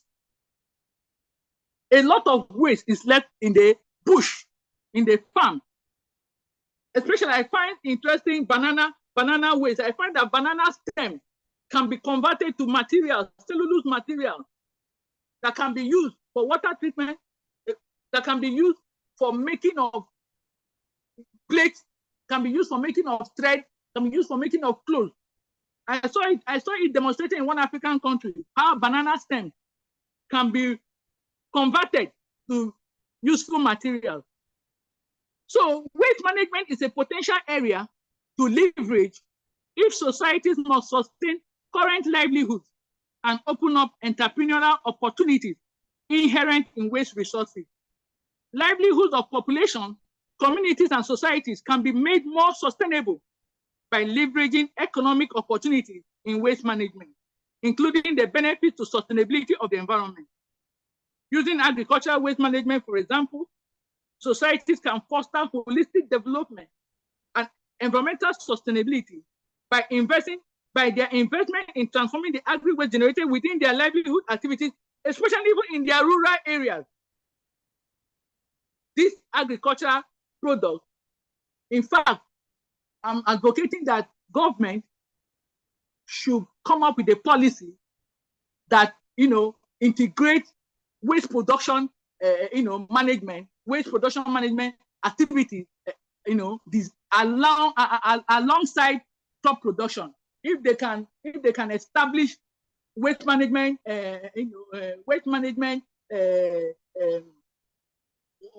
industry, alongside in communities, so that people demonstrate to the community people how some of these agricultural waste can be converted to useful materials. I think it will help in opening up more entrepreneurial opportunities. It will help in boosting economic development. It will help in improving the social well-being of people. It will also help in preserving our environment. In fact, if you look around, if you come to my place, in my village, you see the dumps of palm kernel waste. Dumps of palm kernel waste have become hills and mountains in my village. If government can develop policies that make sure that waste management industries are located in the villages, and then education and awareness and sensitization on how this waste can be utilized, I think more entrepreneurial opportunities will be opened up. This hunger and employment issues that we are talking will be reduced.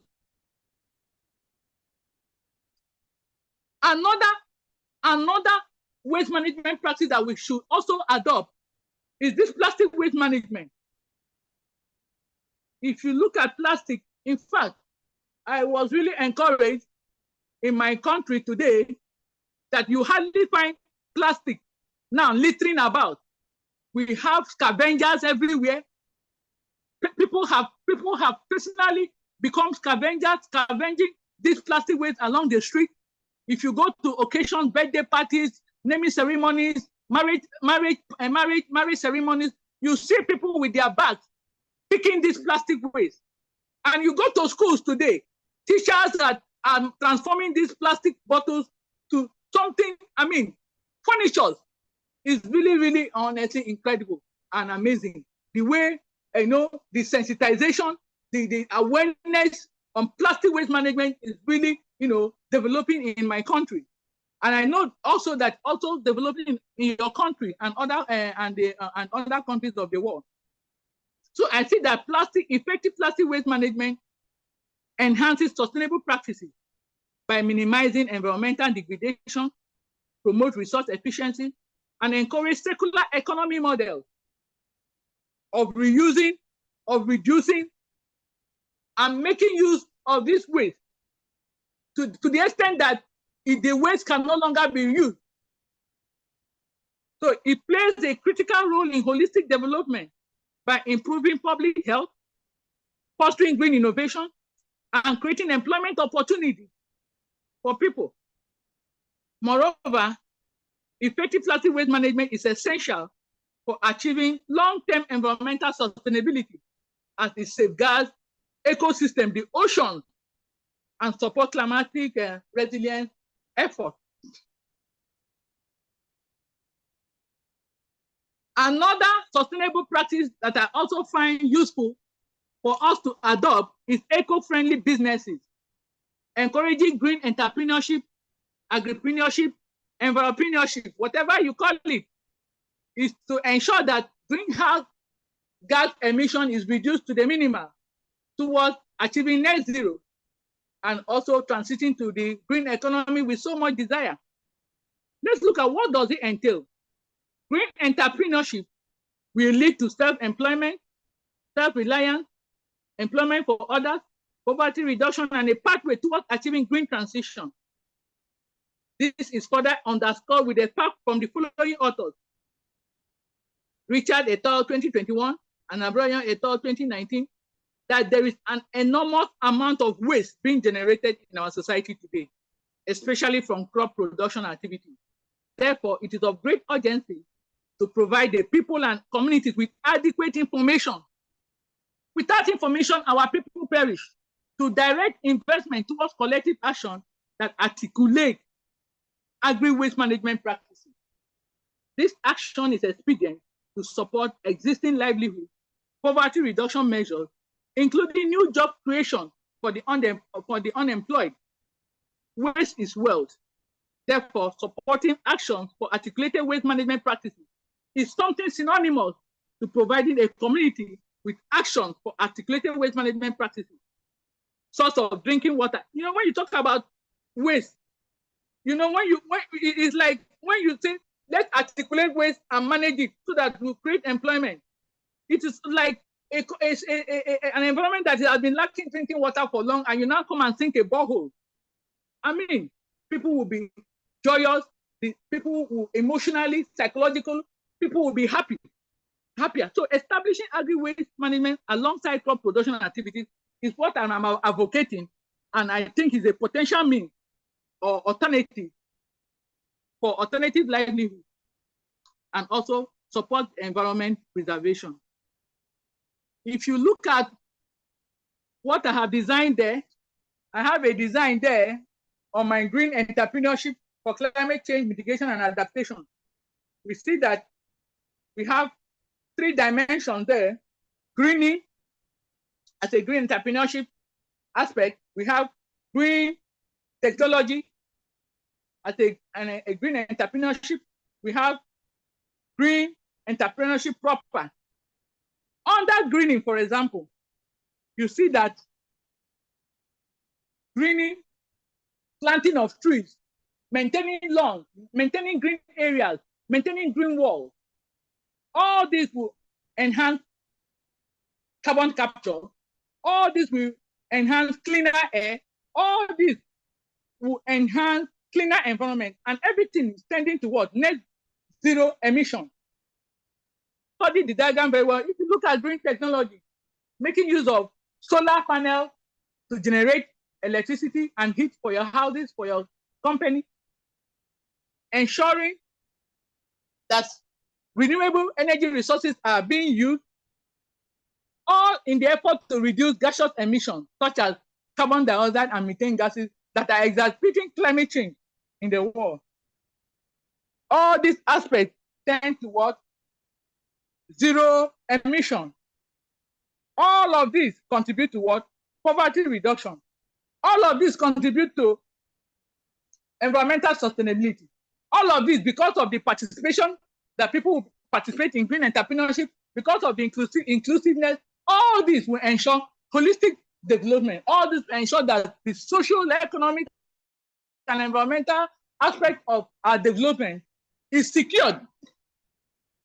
So we should be able to, I'm encouraging nations to continue to adopt green entrepreneurship, do more awareness, do more sensitization, do more education in our schools to ensure that the young people that are coming up will adopt this behavior and attitude. In fact, it should be a morality. It should be part of our morality training for people to adopt environmental sustainability, attitude, and behavior, so that we here, we are sure that tomorrow we'll be able to sustain their own development.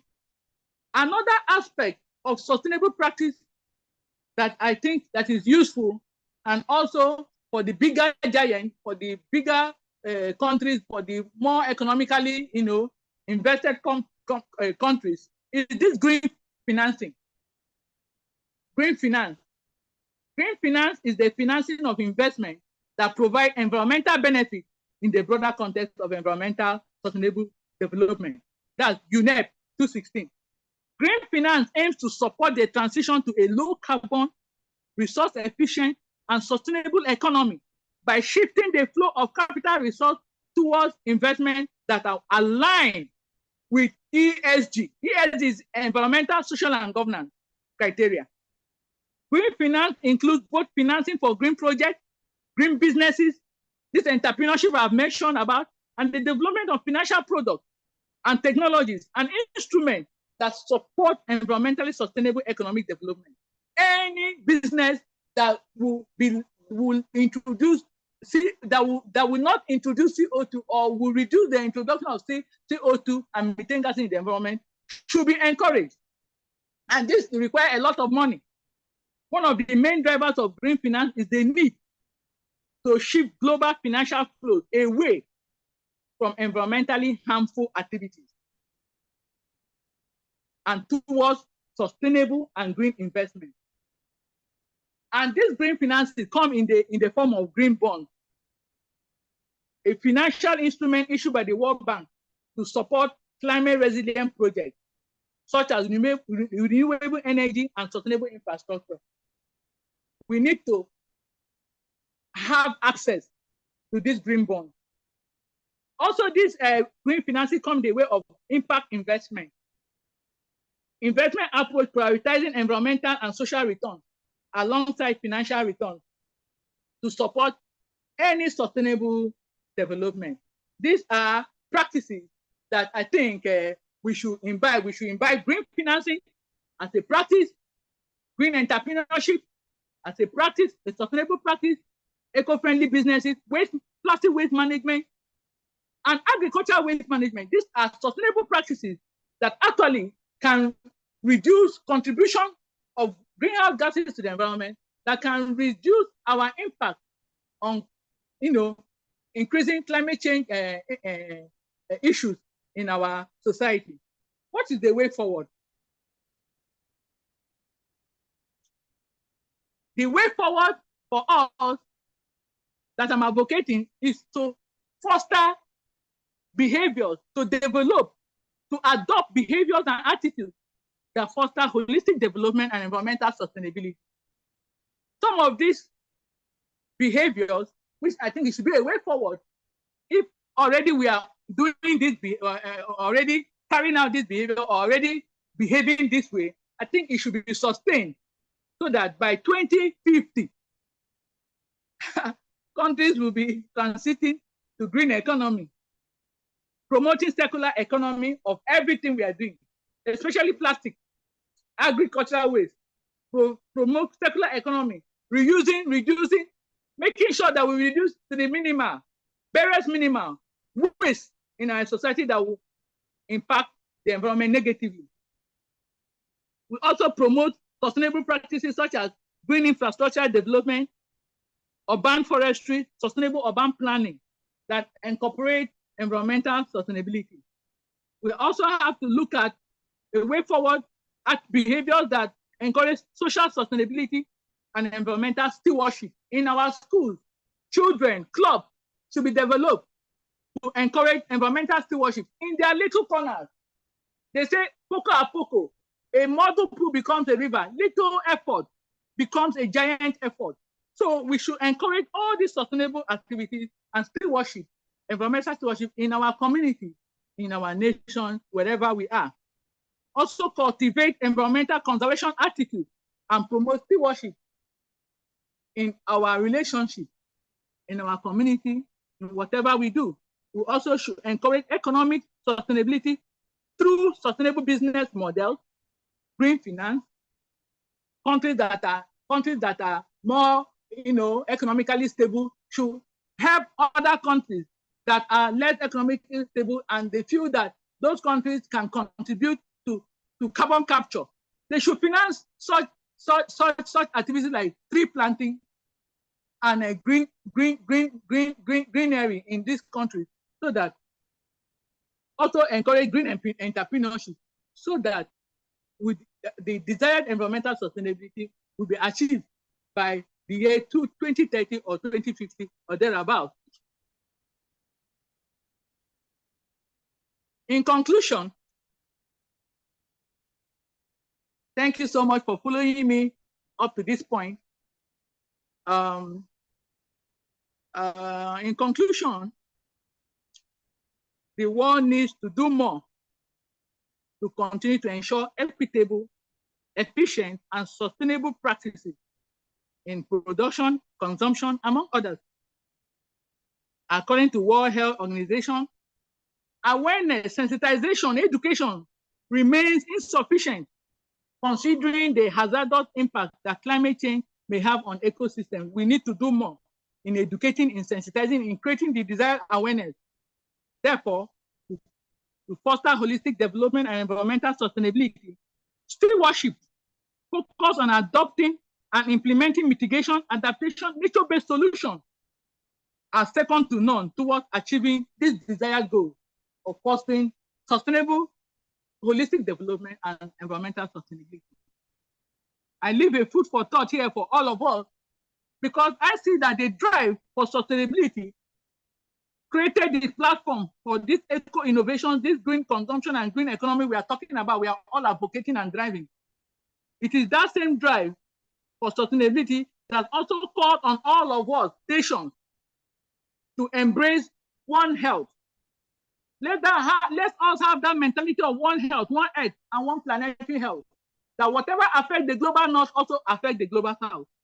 Now the question is, do human businesses and development activities continue inequitably, inefficiently, and unsustainably because of the immediate pleasure and economic profit and the social gains that we are having today? Or do human activities maintain effort that will reverse those factors, unsustainable activities that are exacerbating climate change in the world, so that we can preserve our future? I want to say that the time is now. It is never too late to start. If you are not doing anything concerning conservation, stewardship, environmental stewardship, you should start now. Let's collaborate, let's partner, let's align our goals to, let's adopt United Nations Sustainable Development number 17, which says that partnership is key. Let's partner to engender attitudes, collective attitudes and behaviors that put on the reverse gear human activities exacerbating these environmental challenges in our homes, in our offices, in our communities, in our countries, so that together we advance in the achievement of the desired transition to green economy and a healthier planet by year 2050. Thank you so much for listening. I really appreciate the organizers for having me here, and also the listeners for staying up to this moment that I'm concluding my work. Thank you so much. Thank you. Thank you so much, ma'am, for this insightful session. With this, I would like to invite my co-host, Ms. Chavi Mathur, to host the session further. Ms. Chavi, please join and host.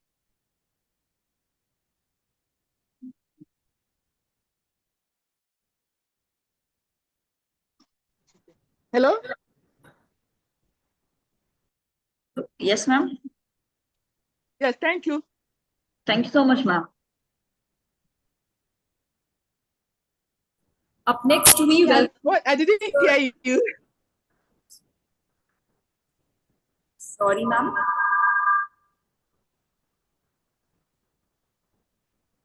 Okay, so we continue with that. Up next, we welcome Professor Dr. Koska, Faculty of Commerce at Global Tech College, Ohio, USA. Professor Dr. Koska is an accomplished academician with a PhD in commerce and vast expertise in performance management, accounting, and HR. He has held leadership roles in institutions across India and Malaysia, including Putra International College and Trine University. A prolific researcher and author, he has contributed to journals and international conferences globally. His dedication to education has earned him multiple awards and recognitions. Sir, we are glad to have you with us today. Over to you, sir. Good afternoon. Can you all hear me? Yes, sir. Okay, thank you very much. Thank you very much for the opportunity to the twins, one ICERT and Vivekananda Global University, Jaipur, India. I am Dr. Koska, basically from Indian National, now in Malaysia. I have had a very long association with ICERT, Dr. Sandeep. Thanks to Dr. Sandeep, Dr. Navaneet Kaur. A couple of times we have had interactions in the online conference. Vivekananda Global University also is not new. I still remember I have had one more interaction with the Vivekananda Global University. And with this note, thanks for providing me this opportunity to share on the International Conference of Multidisciplinary in Nature, Navigating Complexity, Fostering Holistic Development, and Environmental Sustainability, a multidisciplinary approach to 21st century challenges. Now, as I got the invitation and offered to share my views, as I was reading through your brochure, I came across one section which came to my mind, which caught my attention, is mysticism, metaphysics, and consciousness studies. I am from commerce world, business world. I learned business and I teach business, but I am also a human being. We are also a being on this planet. So this aspect caught my attention, and therefore I would like to share as a keynote address on this international conference on these three areas: mysticism, metaphysics, and consciousness studies. Now, to start off, as an introduction, I put the caption as reimagining progress. Mysticism, metaphysics, consciousness studies as a catalyst for holistic development and environmental sustainability in the 21st century. This calls for a deeper vision for us to delve into our own being as individuals. As the 21st century unfolds, we find ourselves at a critical crossroads. Mr. Google and Mrs. AI, we are pulled between these two, where to look for our materials, where to look for our solutions. The interlocking challenges of climate change, resource depletion, social inequality, geopolitical instability, and the mental health crisis that occasionally surfaces demand from us more than conventional solutions. Complexity of these issues, interdependent, international, and often rooted in deep historical patterns, requires a new intellectual and ethical framework. And rightly, this conference brings us to look into on being, on becoming as a human being, with this word in mind. In the materialistic world that we are in, with all the changes, issues pops up periodically, that we are reflecting together as intelligent beings. Mysticism, metaphysics, and consciousness studies is traditionally looked at as religiously looked at, and it is marginalized in policy and scientific discourse. These are indispensable in building a more integrated and just and sustainable future, as we are in the conference speaks about sustainability as well. These disciplines offer us a unique capacity to address and think collectively, globally, the interior dimensions of human life, our values, our existence, meaning, perception, and in being, as a being in this world. These can help foster the kind of cultural, psychological, and transformation that the outer reform depends upon. Getting to the roots of complexity, beyond the surface of the system that we see, we exist, we operate. The contemporary challenges do not arise merely from poor management. We are from management field. We focus on teaching our students on management, managing oneself, managing the business. Or technological gaps. These does not arise from either from poor management or technological gaps. Rather, they stem from worldviews, implicit metaphysical assumptions, and that have shaped our economic, political, and scientific institutions. The prevailing worldview, rooted in Cartesian dualism and Newtonian mechanics, views the universe as a machine, nature as inert, and consciousness as a byproduct of brain chemistry. This metaphysical reductionism fuels consumerism, environmental degradation, and alienation. And we have reached thus so far on the consumeristic nature. In contrast, a metaphysics informed by a systems thinking, indigenous cosmologies, and mystical insight emphasizes relationality, wholeness, and an intrinsic value of all lives. Take the case of climate change. Technological innovation is crucial, important, but alone it cannot address the underlying mindset of extraction and domination. Technological innovation, we are at the peak now.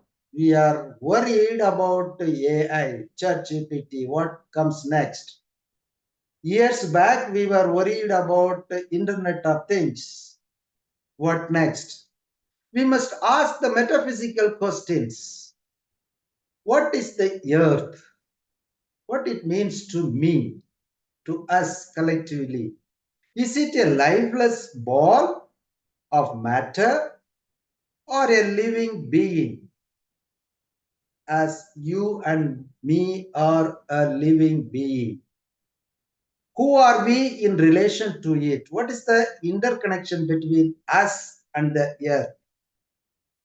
Is the human being a conqueror, a steward, or a participant in a sacred web of life? If we ask this question to group of students, they answer a group of commerce students, business students, the immediate answer will be, we are conqueror of the world. Is it that end? Is it that final? Does it speak a comprehensive understanding of human being as we are created with body, soul, and mind? No, it gets skewed somewhere.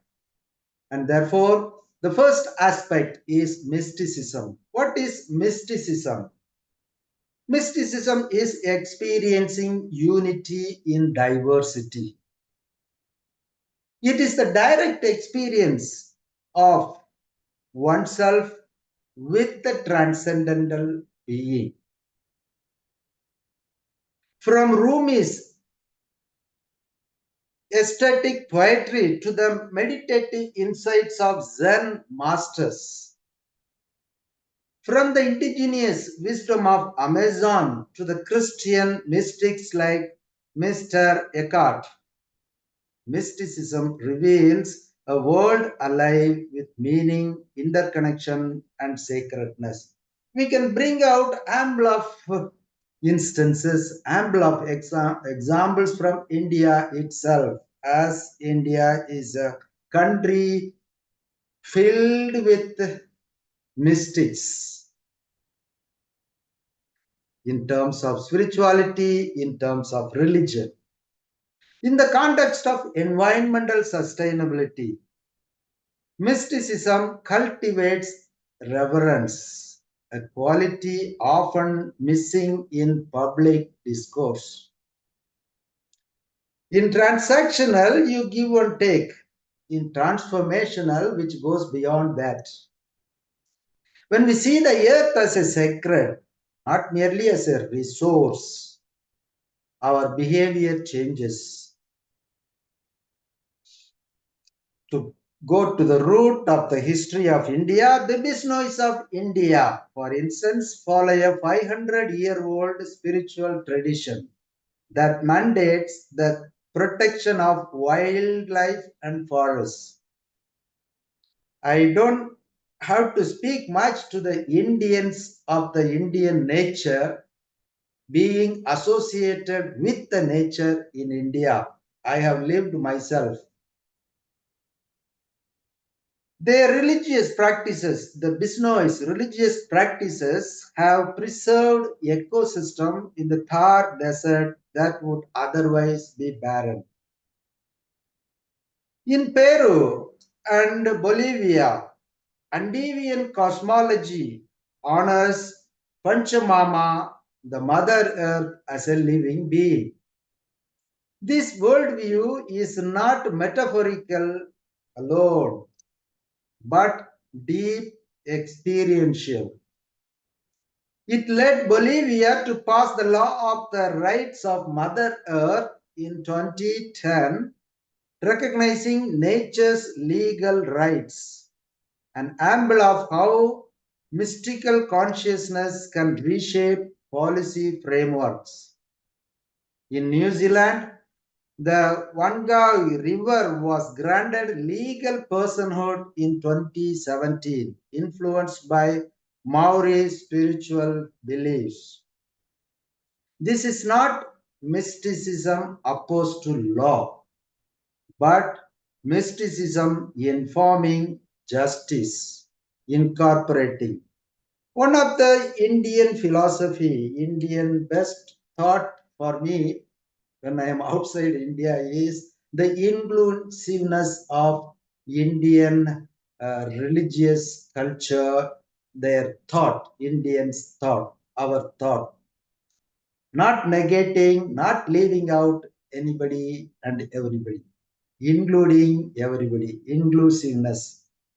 Although we use the philosophy of neti, neti, not this, not this, not that, at the end of the day, the inclusiveness is stressed. Secondly, moving on to metaphysics, reimagining the foundations of reality. The questions that we need to ask is, what is real exactly? Are we real? AI is real? What is being? What is becoming? How do we know what we know? In the past century, developments in quantum physics, complexity theory, and cosmology have begun to align with metaphysical insights long known to mystics. Niels Bohr and Werner Heisenberg observed that the quantum level and the observer and the observed are entangled on being and becoming one, echoing the Upanishad view that consciousness is integral to reality. David Bohm, a physicist influenced by Krishnamurti from India, argued that the universe is an undivided wholeness in flowing movement. Yet, our dominant metaphysical paradigm still leans towards materialism, consumerism. What is real must be measured. This is the root cause of our ecological crisis. If forests are only timber, oceans are only resources, and people only labor, then it is rational to exploit them. Do we hold to that level only, or we move, transcend beyond that? A shift in metaphysics can reorient development itself. Bhutan's Gross National Happiness Model, GNH, for instance, includes spiritual well-being as a development metric. GNH philosophical underpinning is Buddhist metaphysics, which views life as independent and transient. This metaphysical framing leads to policies and prioritize health, education, ecological balance, and cultural preservation over mere economic growth. Similarly, African Ubuntu philosophy, I am because we are, offers a relational metaphysics that can guide post-colonial models of development. Rather than seeing the individual as isolated, Ubuntu roots personhood in community, care, and shared responsibility. When applied to governance or sustainability, it redefines what progress means. Thirdly, the key word for me today is consciousness studies. The inner dimensions of transformation. If mysticism reveals the unity of being and metaphysics helps articulate its structure intellectually, dynamically, then consciousness studies provide the bridge to individual and collective transformation. And that's where we are focusing together to move on as intellectuals in this online platform, international conference, uh, keeping in mind the UN World Environment Day. Consciousness studies explore not just what consciousness is, but how we can evolve. This has direct implication for leadership, education, and social cohesion. A person with an expanded consciousness tends to exhibit, reveal greater empathy, not just sympathy, moving beyond sympathy to empathy, resilience, and system thinking. Internationally, the rise of contemplative education is one promising development.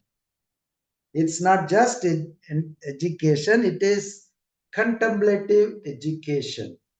The Mind and Life Institute, co-founded by Dalai Lama and neuroscientist Francisco Varela, has demonstrated the cognitive, emotional, and social benefits of mindfulness and compassion training.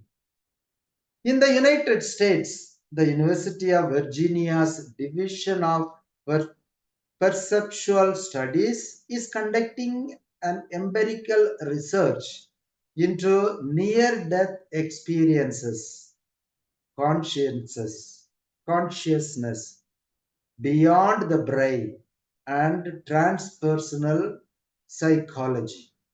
These studies, though controversial, we can explore, talk about this way or that way, are expanding the boundaries of what is considered scientifically legitimate. In the corporate world, companies like Google, SAP, General Mills, many more companies we can name, have adopted mindfulness based leadership programs. These practices improve decision making and reduce burnout, which is the talk of the town now, burning out. Showing that consciousness development is not a luxury but a necessity in high stakes environment, and it is the need of the hour. Now moving forward towards the conclusion, not yet conclusion, a genuinely holistic approach to development includes two. In the business world, we talk of internal and external. In the spiritual, mystical world, it is outer transformation and inner transformation. Inner transformation through education, inner transformation through solitude, inner transformation through contemplatives in action. developing emotional intelligence, spiritual depth, ecological consciousness. In the outer transformation, through technology, through the use of Mr. Google and Mrs. AI, infrastructure, renewable energy, and equitable institution. Now, to conclude, concrete suggestions to look forward.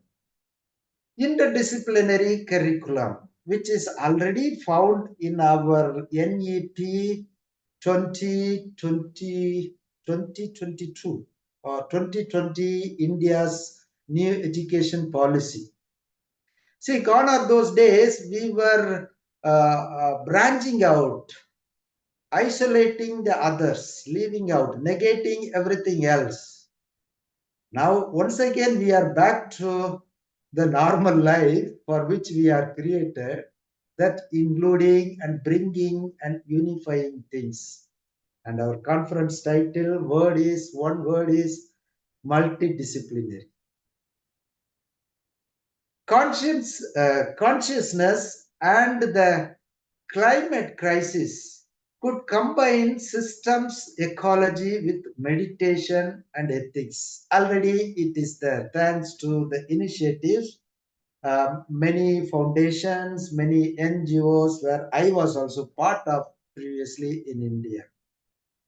Second one is spiritual ecological frameworks for policy.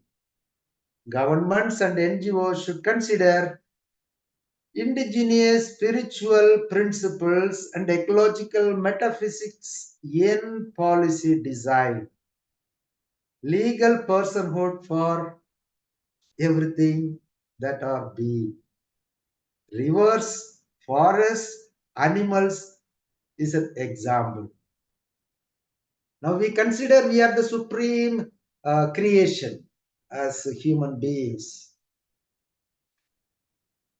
Third one, leadership training for conscious governance. Conscious governance. Kindly note the word conscious governance, not effective or efficient. Develop good programs for political and corporate leaders that include self-awareness, shadow work, and ethics based on contemplative and conscious-based models. The inner development goals, like this, a lot of movements are in India. I'm not naming each one. In Europe is already mapping the inner capacities needed to meet the UN Sustainable Development Goals. Fourth and final one, support for research on consciousness and healing. Now these two are now education, consciousness, healing are compartmentalized. If we could unify these factors, these areas that we hear in this conference, that will be a very good move. These can yield insights into depth, meaning, and mental health, especially relevant in post-conflict or disaster-stricken regions. Finally, by way of conclusion, I'm almost reaching the conclusion. Engagement and the inclusion of the younger generation, youth, not leaving out in the major decisions, major aspects of life, of decision making, of living, of moving around as being on this earth. Mysticism teaches us to listen deeply. Metaphysics urges us to question assumptions. Consciousness studies remind us that real change begins within. These domains, far from being soft or unscientific, are the spiritual technologies required to navigate complexity with wisdom, compassion, and foresight. We are not merely facing a climate crisis or a development crisis, we are facing a crisis of consciousness. I would like to repeat, we are facing a crisis of consciousness, not technological crisis, not climate crisis. These are all surface ones. And this is good news, for consciousness is plastic, alive and capable of infinite expansion. The future depends on only what we build, but on who we become from our being to becoming. Thank you very much for the opportunity to share what I really wanted to share from the core of my heart and my mind. Thanks to ICRT, I forgot to mention in the beginning the word ICRT, which is very close to me, a very long history of association. Thanks to Dr. Sandeep, Dr. Navneet Gaur, and many others. Thank you for the opportunity to also Vivekananda Global University, Jaipur. Thank you very much. Bye-bye from Malaysia. Thank you so much, sir. It was a pleasure listening to you. Thank you so much. Now I call upon Dr. Navneet Kaur, Director and Head of the Education Division at ICERT. Dr. Navneet Kaur is an accomplished educator and leader with over 22 years of experience in the education sector and more than a decade in school administration. She holds a PhD, a master's in commerce, and a diploma in software engineering. Currently, ma'am is serving as the director and head of the education division at ICERT. She is also actively involved with national and international organizations. Her dynamic role includes being a CBSE master trainer, educational expert, and member of multiple esteemed boards. Dr. Kaur is known for her student-centric philosophy, leadership excellence, and commitment to holistic education. Her contributions to teacher education and policy are truly recommendable. We welcome you, ma'am. Over to you, ma'am.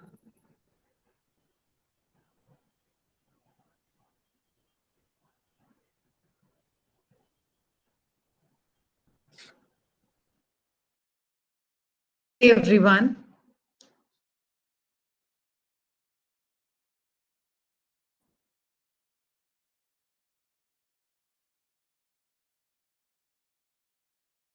Repeat, I'm audible?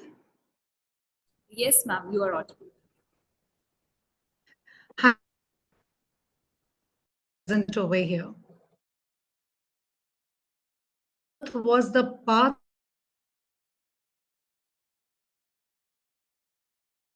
rewire your mind to respect nature, rise with the earth, our planet. Respected dignitaries on the board, Mr. Vinod Singh Yadav, Professor N.D. Mathur, Professor Dr. Aruna Anchal, Dr. Liz White, Dr. Manisha, Dr. O.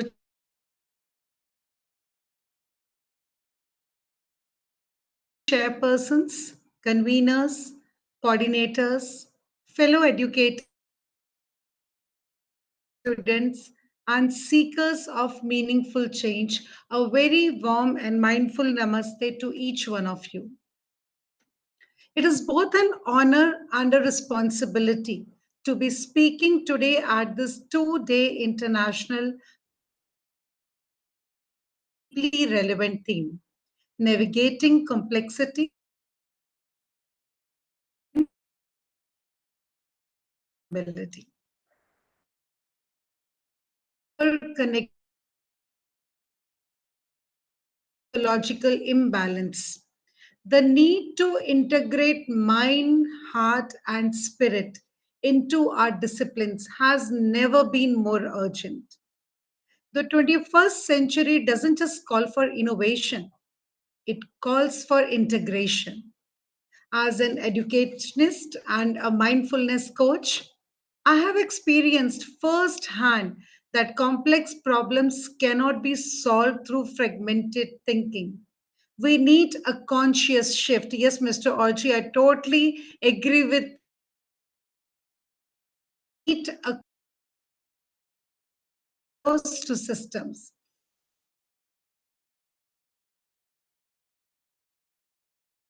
Navigating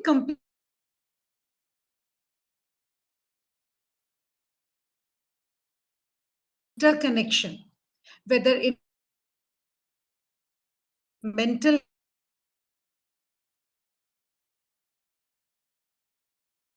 navigate it, we must be learning, empathetic. Ask, are we preparing learners for exams or for life? Development affects an individual, educated not just the brain, senses, and society. That foster curiosity, schools or institutions that prioritize model compassion, clarity, and consciousness. Let me share a story that in a quiet forest, an oak tree stood tall and proud, while a bamboo plant swayed nearby, flexible and unassuming.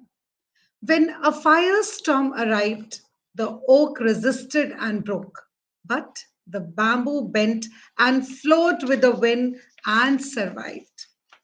That day, nature whispered a timeless truth. Resilience isn't about resisting change, it is about staying rooted while being able to bend. As a principal and ICERT educational head, I have seen this truth play out. When we embed mindfulness, sustainability, and emotional colleges or universities ecosystem, we don't just create achievers, we nurture resilient human beings. Prepare environmental sustainability is a shared responsibility. The earth is not a sacred home. Let us teach our students not just to survive, but to become from Bhutan, the world's only carbon negative nation. Over 70% of its land is covered in forests, and its constitution mandates that it remains so. Bhutan doesn't measure success through GDP, national happiness, a model that values sustainable development, cultural preservation, and good governance and environmental balance. What if our institutions are also taught happiness, harmony, and healing alongside math and science? Through green campuses, sustainable practices, and indigenous wisdom, education can help the environment. Let us this conference not to reimagine education, to reawaken leadership, to respond to complexity with clarity and compassion. On behalf of all mindful educators and seekers of change, I thank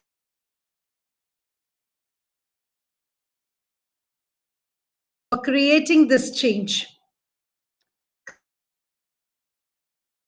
Each one of us.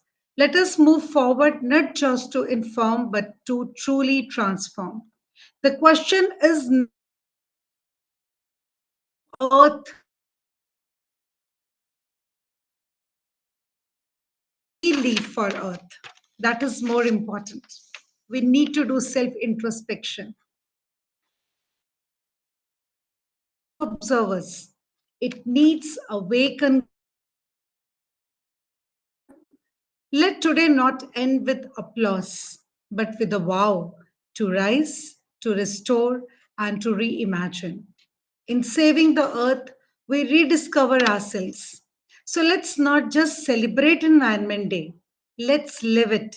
Live it every day, every moment. Thank you and namaste.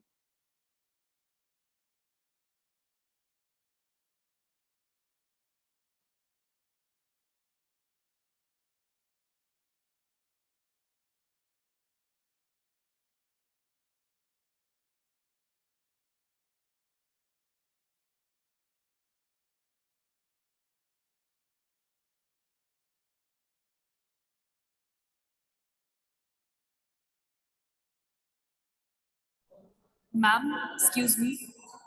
Ma'am, your mic is off.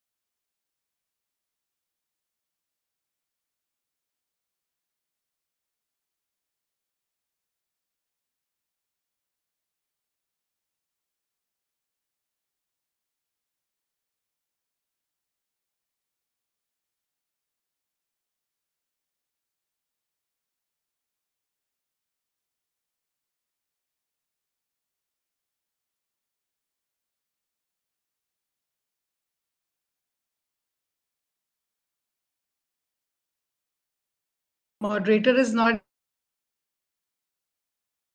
close. Allow me to leave you with a speak of it's also calling a call for us to return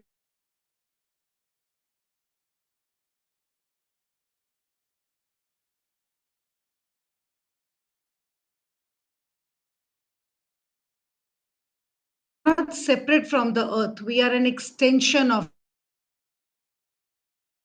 a future is erased. When a seed is saved, a hope is planted. Even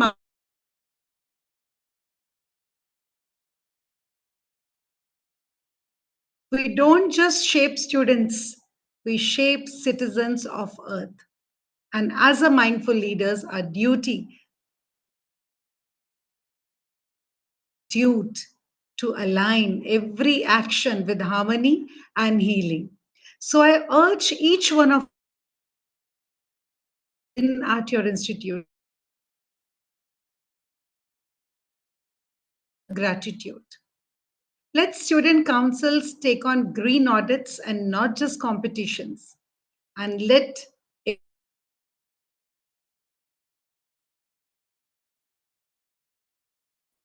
because in saving the earth, we are really saving the sacred within ourselves. So let me ask you more. Once again, being not as a principal, but as a mother, a seeker, and a fair would be the generation that reconnected, rebuilt, and rose. Let this not just be the world environment.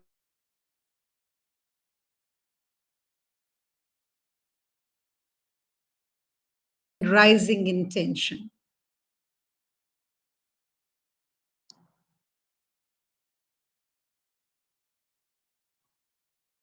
So last, dear Chavi, if you want me to add on, I can continue. Yes, ma'am. Thank you so much, ma'am. I think Chavi is not there. I'll continue. Let me share a brief story before we part today. There once was a river, clear, singing, life-giving. The elders remembered its sweetness. Children played in its shade. But over time, machines arrived, concrete spread, and the river was forgotten, buried beneath plastic, poisoned by carelessness. Years later, a little girl found an old painting of that river. She asked her grandmother, "Was this real?" The old woman's eyes welled up and she said, "That river lives inside all of us. We have buried our connection to nature under speed, ambition, and noise. But the good news, we can rewire our priorities, and together we can rise not above nature, but with her. Let our homes become sanctuaries of sustainability. Let our schools become soul spaces where earth is honored, not just studied. Let our children inherit not just clean air, but clear values. As I look at each one of you today, I don't just see educators and leaders, I see seed planters, water bearers, light holders. Let us not wait for global policies. Let us begin right here with presence, with purpose, and with the power of small, consistent action. Because the future of this planet is not written in policies or papers, dear. It is written in classrooms, in communities, and in courageous hearts like yours. Thank you for being that hope.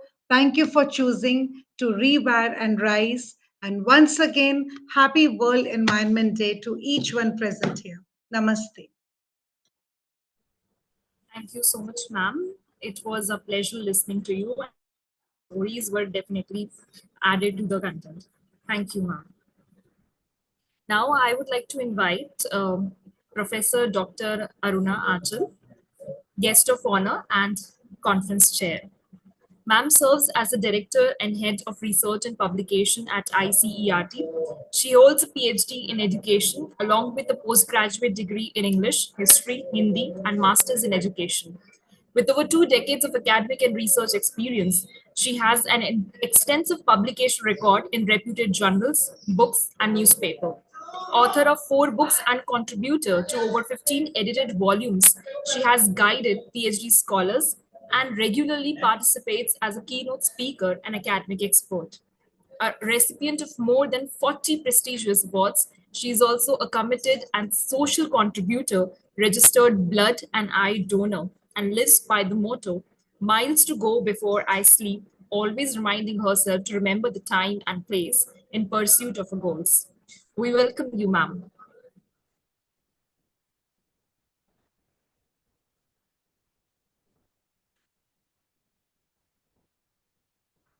Aruna, ma'am, are you there with us?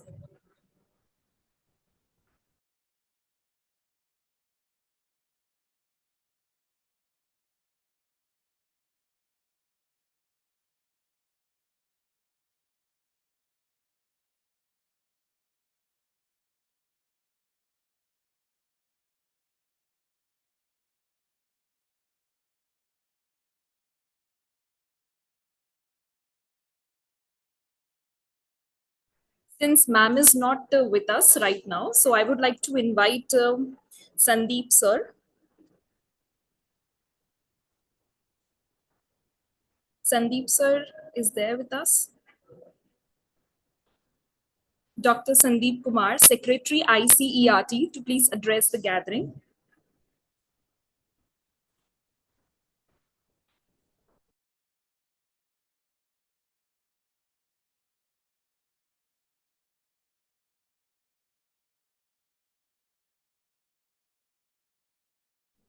Okay, then I would like to call upon Vinod sir, our chief guest of the conference, Deputy Secretary, University Grants Commission, New Delhi. Yes, sir. Yeah, good afternoon. Am I audible? Yes, sir, you are audible. Thank you.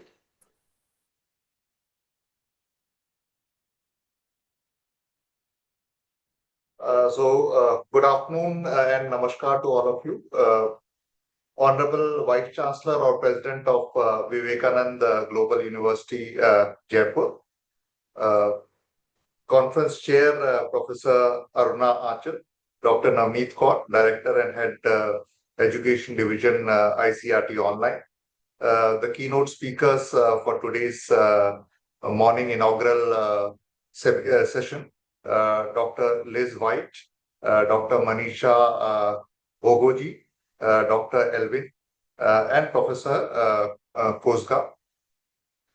First of all, at the outset, let me thank the organizers, ICERT, as well as Vivekananda Global University, for having given me this opportunity to be amongst you this afternoon. It is a privilege and it's an honor. And I always enjoy being part of such seminars where I am able to interact with eminent personalities, academicians, and the various stakeholders, including research scholars and students. So which gives all of us, including me, an opportunity to learn from such experiences. So thank you for giving me this opportunity.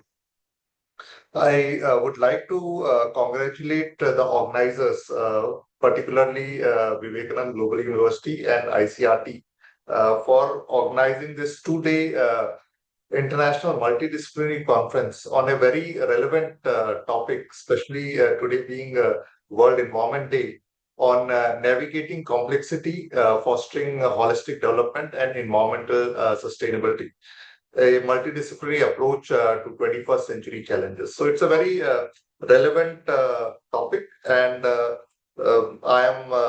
I congratulate the organizing team to have come up with such a important and pertinent topic. So when we talk about this multidisciplinary approach to 21st century challenges, so we have actually seen from the morning multidisciplinary approach in the sense, Dr. Liz White, she spoke of how the conservation of museums can happen. Dr. Manisha, she touched upon the literature part of conserving the environment. And fortunately, I've read this book, Hungry Tide by Amitav Ghosh, long back. So it's a good book, but I never thought that it also had this environmental context. Kudos to Manisha ma'am for having come out with this perspective.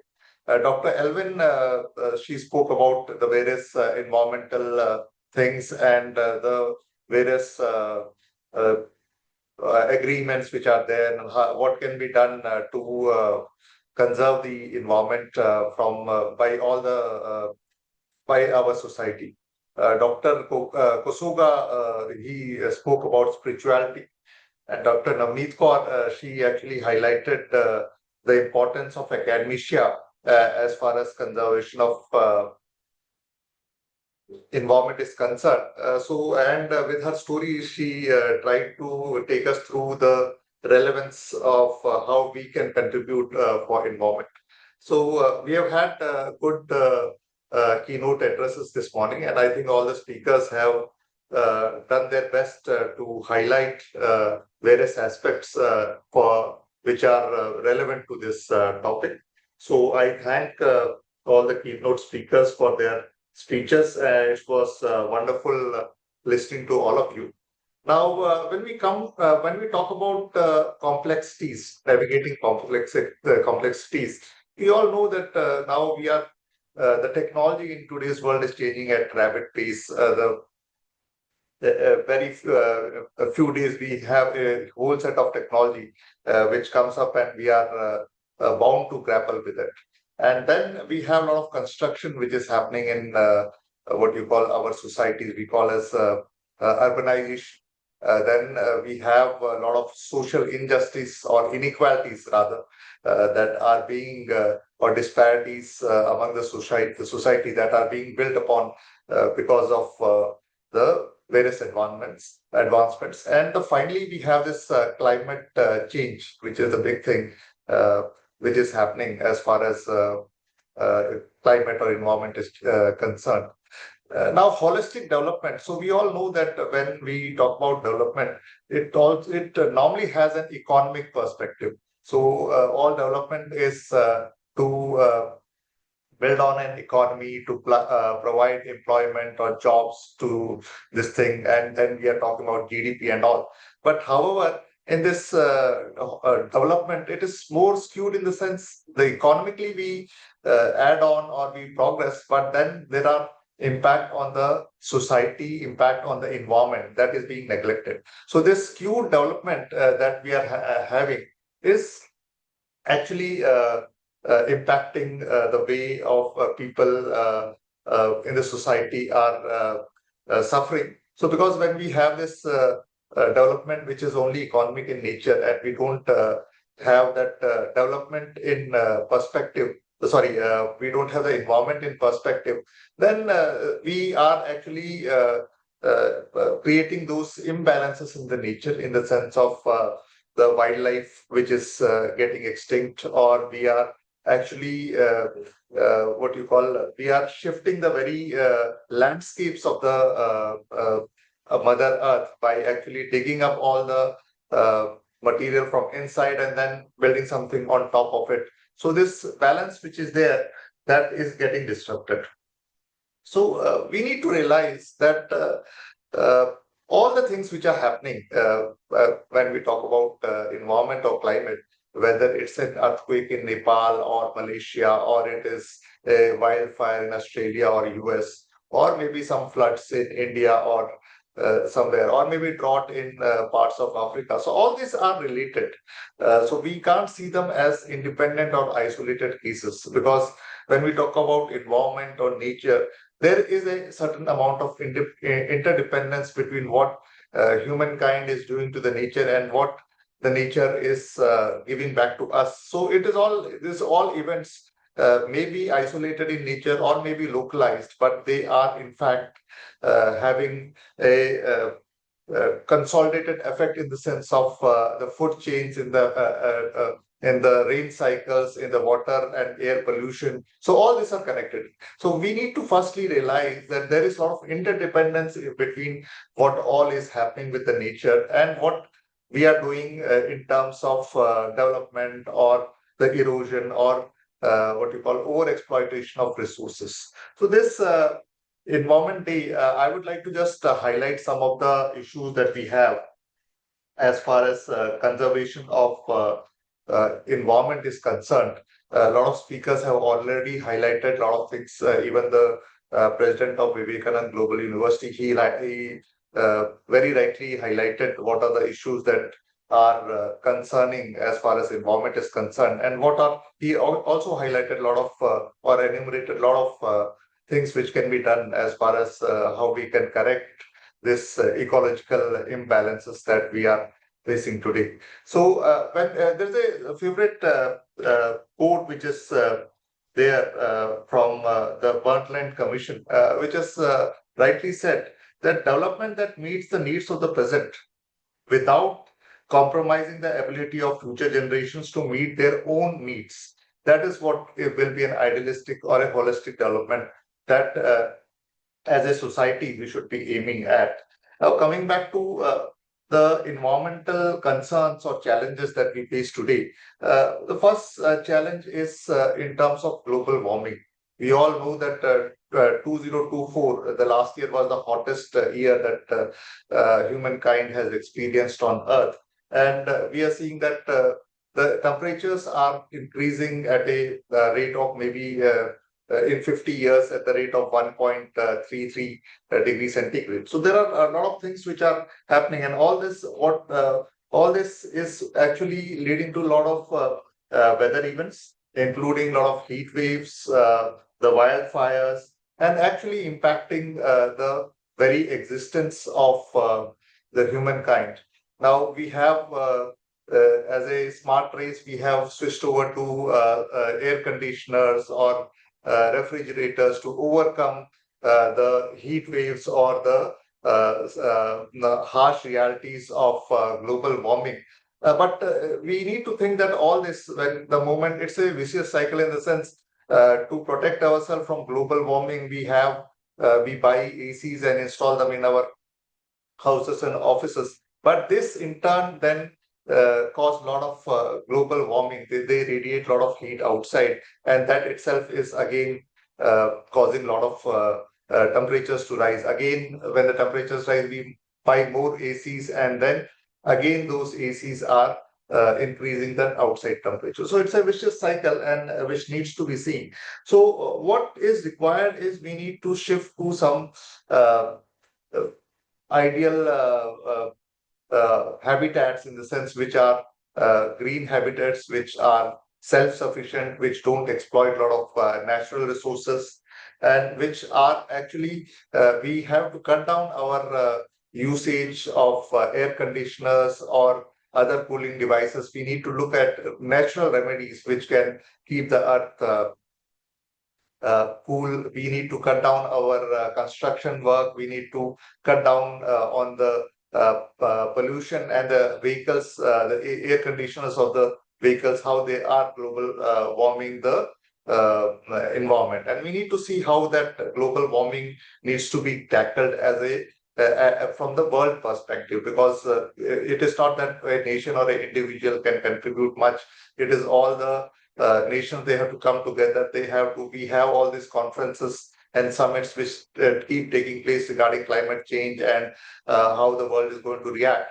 But then those things have to come on ground, and the developed nations, they have to take more responsibility, because they are rich off, they have a lot of resources, and also they need to actually have what you call those resources available to the lesser developed countries, lesser developed population and all. Then this climate is also impacting the biodiversity balance between the among the nature. So we are seeing that in the last 5 decades itself, last 50 years, wildlife populations have declined by an average 68%, so which is a staggering number. And what it is doing is it is disrupting the ecological balance, and it is threatening the food chain and food security which is there. So and it is also now this other than the what you call other things of urbanization, there are other factors like deforestation, habitat destruction, and or exploitation of resources that is actually causing all these things, all this wildlife species to become extinct. So we need to have a policy which is directed towards preserving this species and preserving their habitats, rebuilding their habitats, so that they can live in their natural habitats. And those spaces need to be what you call earmarked from them, and we should not be exploiting, or we should not be encroaching upon those spaces. Another issue which is coming up is the plastic pollution. So we all know that this plastic waste, it is now inundating all those oceans, rivers, and other landscapes. Around 800 million tons of plastic is actually entering our oceans, and which is actually causing a lot of risk to the marine life, and obviously the human health also, because these microplastics are getting entered into our food chains, and then we are at risk of having these microplastics in our body. So that is another thing which we need to focus on, and we need to bring on policies, legislation which bans what you call non-degradable, non-biodegradable plastic and all. Japan has actually, you all must be aware that Japan has come up with a plastic material which gets dissolved when it is put in water. So such initiatives are actually required because plastic and the waste which we are generating, maybe e-waste also, is posing a lot of risk to our ecological cycle, our food chains, our agriculture. So that needs to be protected. Then another major concern that we are having or going to have is water scarcity. Availability of fresh water for all the human beings to for a healthy life. So we all know that in 2025 itself, half of our population, or world population, global population, faces water stress. So and then the water which is available in most parts of the world is also getting contaminated with the chemicals or what you call other unsustainable water use. So that also needs to be kept in mind, because there is no life without water. So we need to think on having best practices as far as water conservation is concerned, maybe rain harvesting, maybe better use of water in irrigation, non-wastage of water. So all this needs to be our concern. And then finally, I would like to talk about air pollution, since I live in Delhi, and there's a saying, there's a small story that a doctor was teaching his MBBS students how to identify the different parts of body. So when he cut across and then he found a lungs of a patient, and then those lungs were very black. So he said, see, the lungs are very black. So this chap must be living most part of his life in Delhi. So that is the impact that air pollution is having on us. And we all know that the number of vehicles, industries, and biomass burning, all those is adding up to the pollution that we have through air. And it is actually very, very evident in terms of respiratory diseases that we are having and the impact of our lifespan that air pollution is having. It's actually reducing a lot of people's lifespan, and then it is actually contributing to a lot of premature deaths around the world. So that is another concern that we need to have, maybe electrical vehicles or industries which are not polluting the atmosphere. So we need to actually work on the air quality, because water and air are two essential things which are very, very useful as far as for the human survival. Now, being educational institutions, we need to play a very important role. Maybe from very what you call childhood, we need to inculcate in our students the practices of how to preserve the nature, how to have those ecological balances, and avoid wastage of natural resources, whether it is water or whether it is water or other resources. So that needs to be taught to all the students, future generations, because when they grow up, maybe the natural resources will be very, very scarce, and they would have to be very, very careful with how they use it. So it is our duty as educational institutions to imbibe in them or inculcate in them the habit of conservation of energies, non-renewable sources of energy, and then see how they are actually not exploiting the nature, but contributing in building upon nature, whether it is terms of planting trees, or maybe not making use of plastics, or maybe so such awareness is going to be our concern.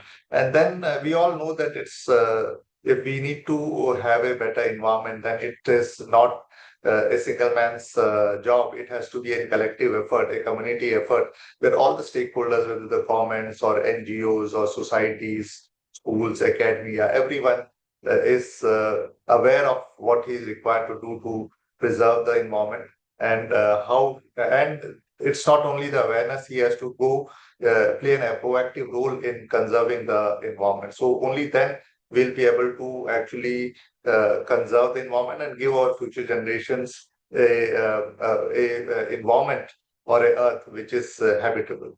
So with this, I wish the two-day multidisciplinary international conference all the very best. I request all the participants to actively participate in all the sessions. I've seen the session tentative schedule, and I'm sure that there are a lot of good sessions which are there, and all the deliberations, fruitful deliberations, which will happen in this sessions will be very, very useful, and they will be enlightening. Maybe we may be able to come up with better solutions to the problems that we have in terms of environmental sustainability. And I also urge the organizers that if you can kindly have a proceedings or a book in which all these deliberations are documented, and maybe that can be shared with all the participants. It will act as a good reference point for the future conferences, and it will be a document which will be useful to all the participants in future also. With that, I wish all the participants happy learning and interactive deliberations. I wish the organizers a very successful event, and I thank them for giving me this opportunity. Thank you so much, and namaskar.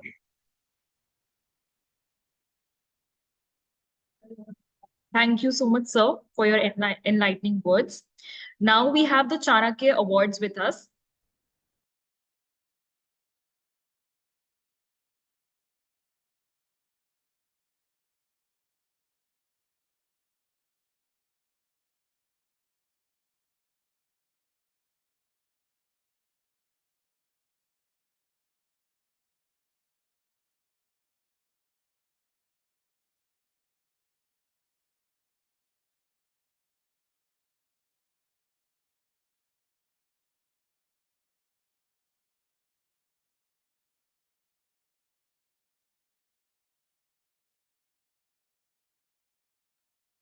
So we have a list of Chanakya awardees with us. First, we have Mr. Vinod Singh Yadav, Dr. Rajeshwari, Professor Dr. Namita Vyas, Dr. Harshita Sharma, Mr. Deepak Prasad, Dr. Jasbir Singh, Professor Dr. M. Devendra, Dr. Shravan Kumar Dhaka,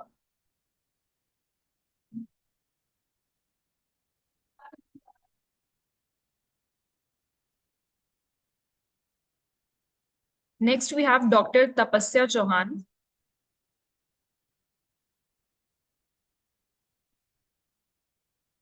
thank you everyone. This was the list of awardees of Chanakya Awards.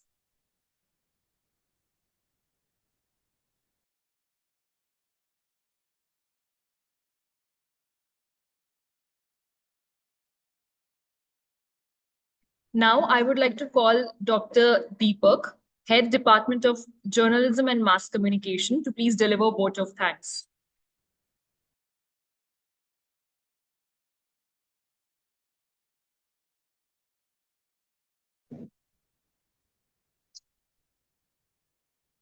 Okay, it's time to vote of thanks. Good afternoon, everyone. On the behalf of Department of Journalism and Mass Communications, Department of Development Studies, Vivekananda Global Studies, Vivekananda Global University, Jaipur, organizing committee. I would like to express my sincere gratitude to each one of you for being a part of this conference. First and foremost, I want to extend a heartfelt thanks to our keynote speaker, Dr. Liz White, Dr. Manisha D, Dr. Vyan, Professor Dr. Kusega, Dr. Navneet Kaur, and Professor Aruna Anchal. Your valuable insight and thoughtful-provoking presentation have greatly enriched this conference. Your contributions have inspired us. I would like to I would also like to express my appreciation to our esteemed chief guest, Mr. Vinod Singh Yadav, Deputy Secretary at UGC Grant Commissions, New Delhi. A special thanks goes to the International Council for Education, Research and Training, New Delhi, for this continuous support and collaboration is in making with event successful. Their dedication to research and education has been truly remarkable. Heartfelt thanks to you, our conference committee convener and coordinator, for this smooth execution for this conference. Finally, a big thanks to our participants for your active engagement, and I am confident that the knowledge here will benefit for all in our academic and professional life. Once again, thank you to everyone who made this event a great successful for each and everyone, especially Dr. Hasita and ICERT and Department of Journalism and Mass Communications and Development Study. Thank you to all. Thank you, sir. With this, we conclude the inaugural and keynote session of day one. We thank all our distinguished speakers and guests for their time and invaluable insights. Please stay tuned for the technical sessions that followed up. Wishing you all a meaningful and engaging conference. Thank you, everyone.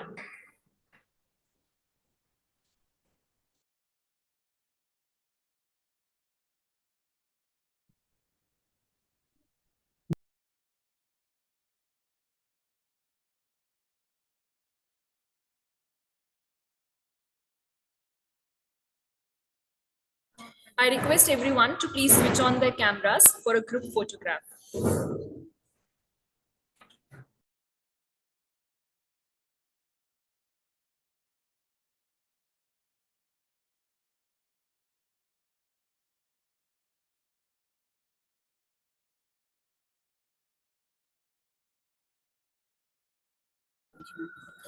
Thank you, everyone. Now, the Vishi ma'am will be taking over to the technical sessions.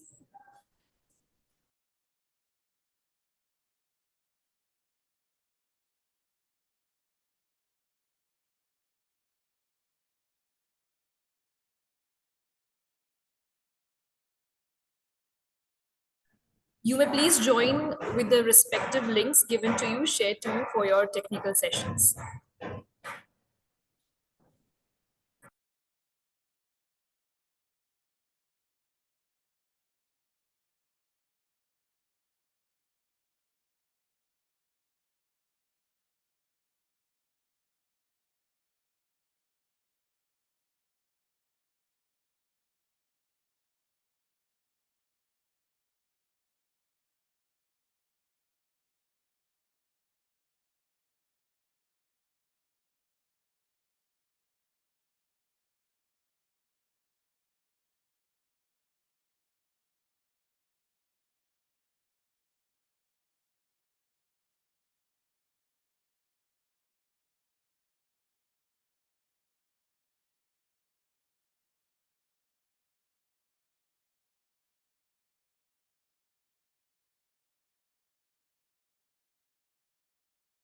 Excuse me.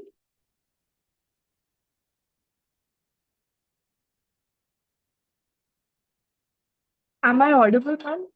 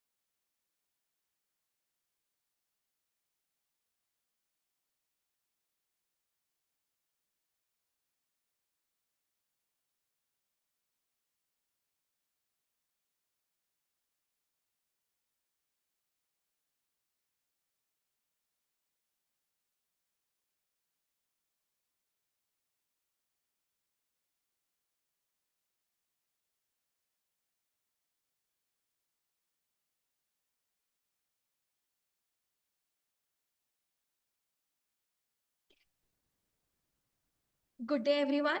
I, Tavishi Lime, would like to extend a warm and heartfelt welcome to distinguished chairperson, guests, paper presenters, participants to international conference hosted by Department of Development Studies and Department of Journalism and Mass Communication, Vivekananda Global University, Jaipur, in collaboration with International Council of Education, Research and Training. This conference brings together leaders,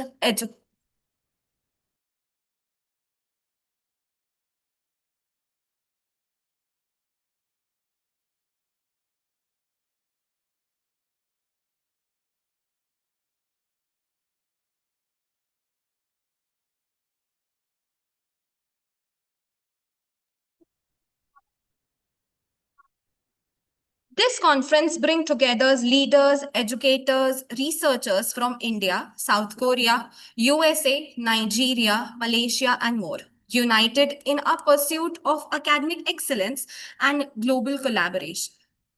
Today's session brings together brilliant minds from across the globe, presenting diverse and impactful research on themes ranging from political awareness in education and moral values to spiritual pedagogies, music therapy, adolescent mental health in environmental context. It is a great pleasure to host this dynamic and enriching session under the chairmanship of Dr. Prerna Singh Lavania, Assistant Professor, Kanoria PG, Mahila Mahavidyalaya, Jaipur. Dr. Prerna is the head of Department of Political Science at Kanoria PG, Mahila Mahavidyalaya, Jaipur.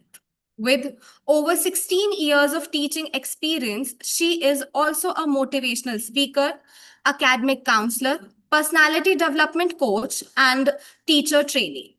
She holds a PhD, MPhil, and MA in political science from the University of Rajasthan, along with degree in education, English, and law.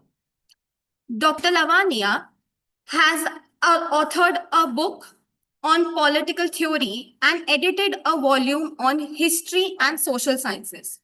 She has served as a resource person for faculty development program, including PM Shri School Teachers Trainee on Constitutional Values in collaboration with Government of Meghalaya.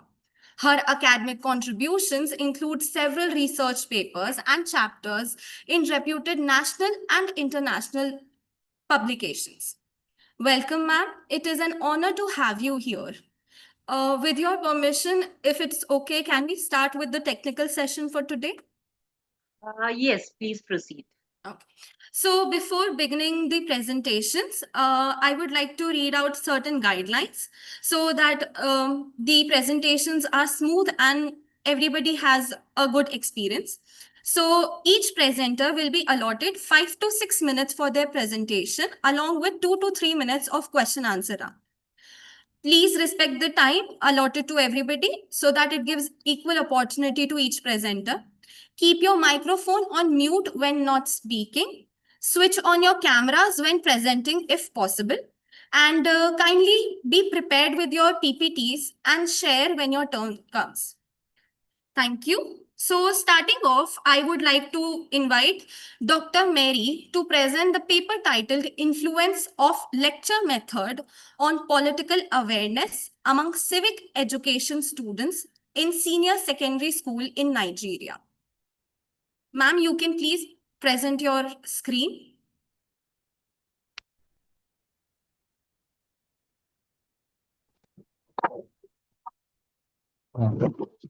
Hello, good morning.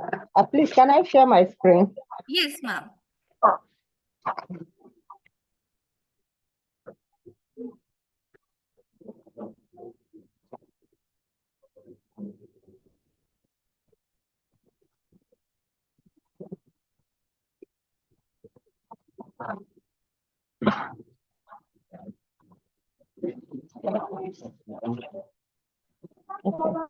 Good morning. I'm very happy to be in your midst this morning here. Good morning, good afternoon, good evening, from wherever you are listening to me. I want to thank the organizers for giving me this opportunity to present this paper. The title of my paper is Influence Lecture Method on Political Awareness Among Civic Educators. And my co-author is Dr. Ahmad Jacob Shaivo, Dr. Mary Oyere Abangbe, from the head of Department General Studies Education, Faculty of Education, Yusuf Metama Sule, Federal University of Education, Kano State, Nigeria.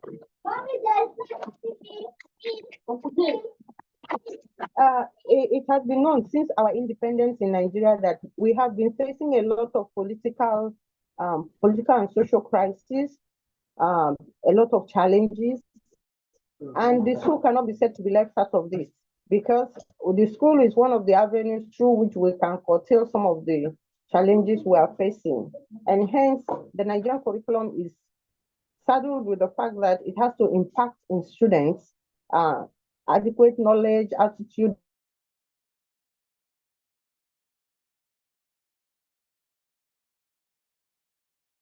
values and skills that will help them to be effective citizens. Introduce civic education, which was formerly only in primary and junior secondary school, but now it has been introduced into senior secondary school, because these are people who are going to face the society in no distant time.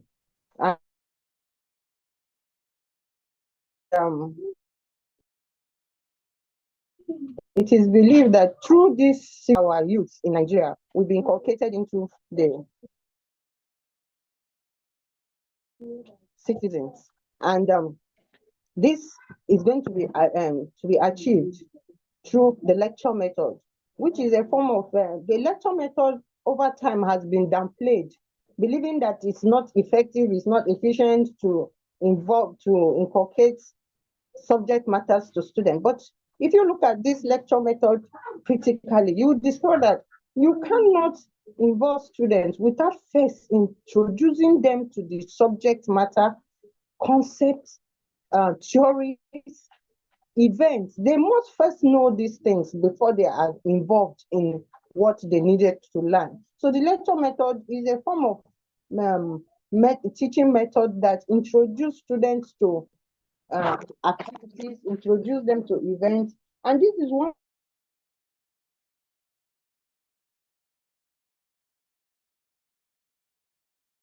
of the ways we can introduce some of the values of this and thereby creating effective political awareness in them. And when we talk of lecture method, our mind goes to mostly higher institutions. But it's important to know that as long as a teacher, a trainee is in front of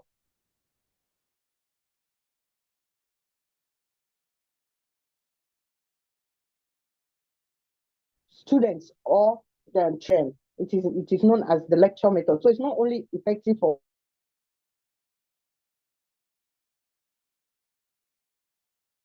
tertiary institution, even the lecture method to deliver the lessons effectively. Now, this lecture method has a lot of advantages. We are not concerned because anything that has advantage has disadvantages. But we are not concerned about the disadvantages. We are more concerned about the advantages, and we want to see how effective it can be used to teach political awareness through civic education, to inculcate those political consciousness in our children. Because a lot is going on politically right now in Nigeria, and a lot is going bad because the youth are not as interested as they are supposed to be in the Nigerian politics.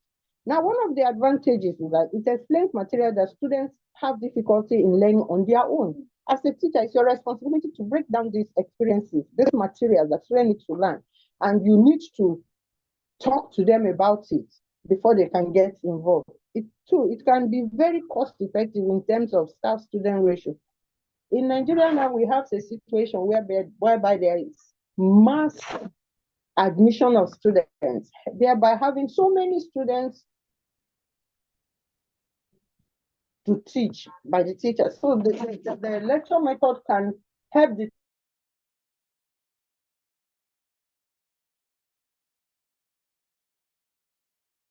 teacher to reach as many students as discussion or inquiry. It provides alternative points of view or clarifies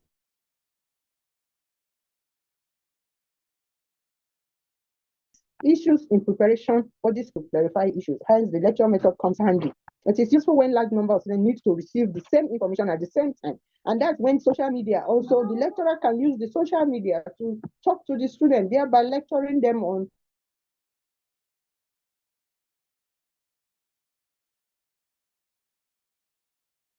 issues and can reach as many as about it on their own and give instruction on how to perform the task. These are some of the advantages of the lecture method. Now, what is political awareness?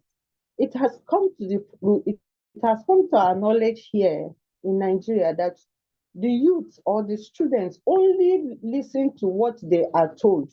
They do not learn on their own. Hence, they have no opinion of their own concerning the political scene in Nigeria. So creating political awareness through civic education using the lecture method will go a long way to enable them to understand the political terrain of Nigeria.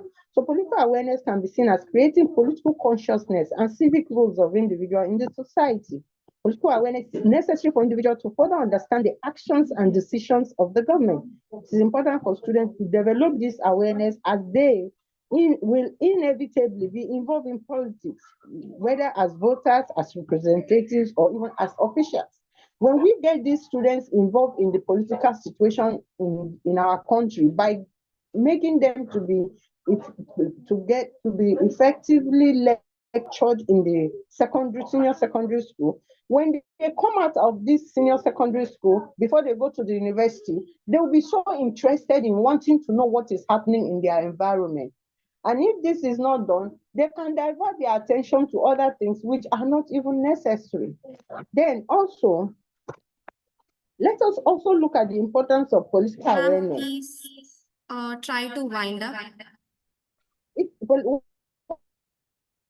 One of the importance is political participation in electoral activities. After graduation, they can be involved in vote counting, they can be involved in securing materials, they can involve even in vigilance, to be vigilant during electoral processes. Then creating awareness in students, make them to be aware of their rights and the proper usage of such rights. For example, now there's this student loan that is going on in our country. We now discover that some of these loans were not given to the students, they were being embezzled by government officials. If these students know their right, they will know how to come out and maybe protest, maybe decide to use one form or the other to make sure that their loans, which is their right, are given to them. It motivates students' interest in political affairs of the country, as we have said before. It makes students to be familiar with politics and related issues in their environment instead of waiting to hear from their elders or their adults in their environment, because the adults will tell them the things that as it suits them. But if they have first-hand knowledge, they will not be misled.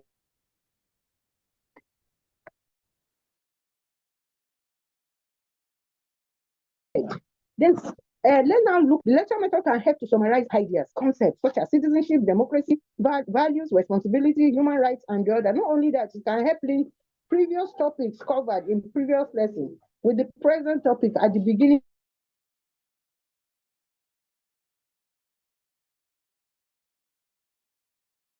of the lesson using the chalkboard. It can help points of the present topic from the student before starting the lesson.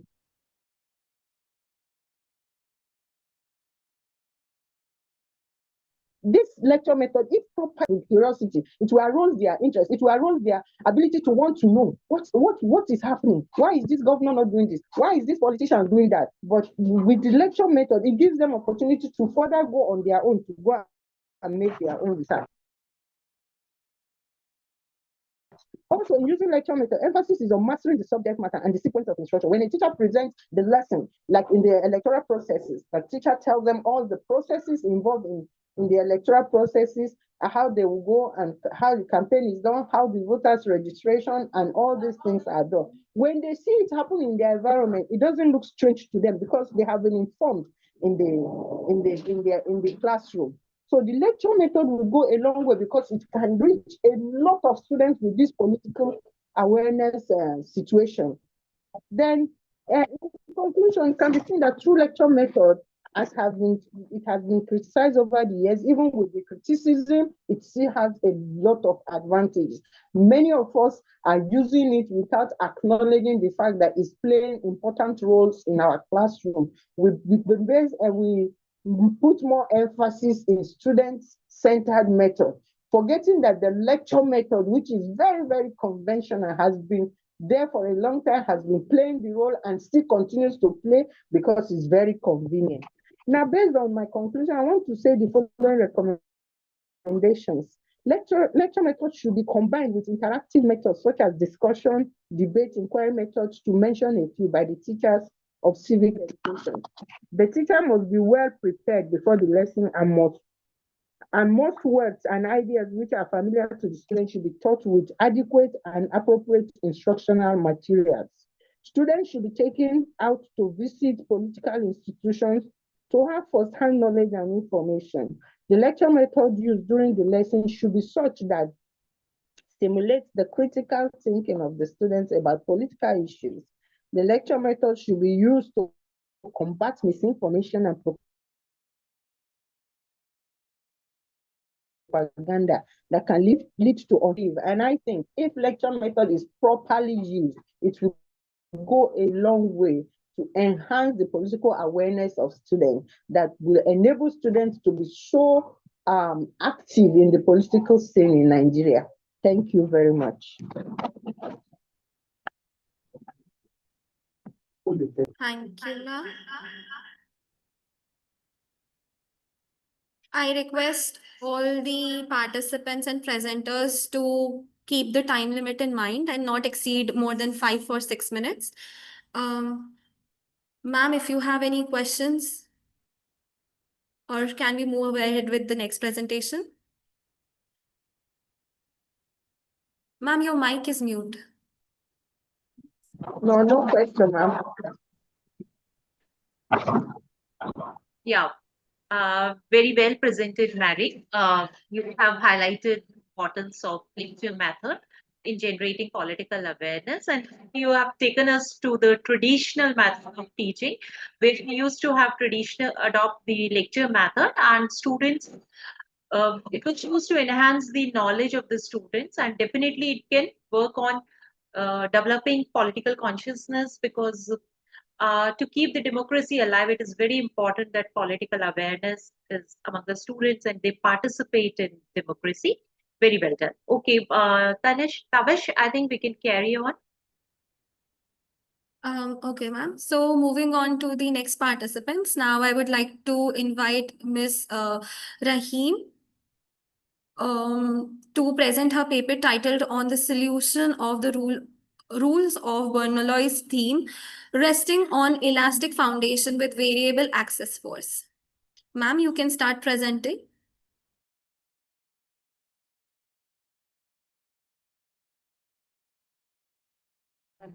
Ms. Rahim?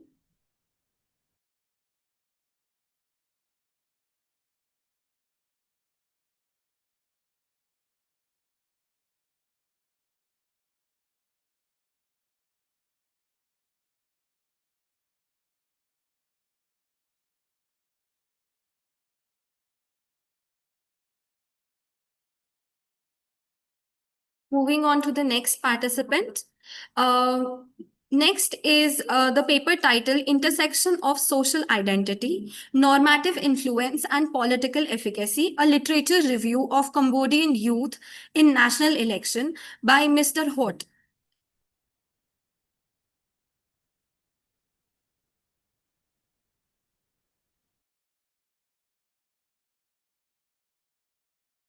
It is requested for the presenters to be prepared with their PPTs, and they can start presenting after their name is announced.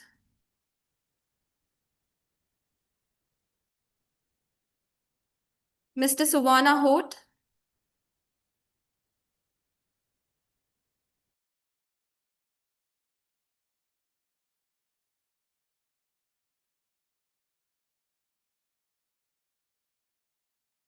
Okay, moving on to the next presenter. The next paper title is Spiritual Pedagogies, a Comparative Inquiry into Tagore and Satya Sai Baba's Education Philosophies by Ms. Bindha. Yes, I'm there. Okay, ma'am. You can start presenting, ma'am.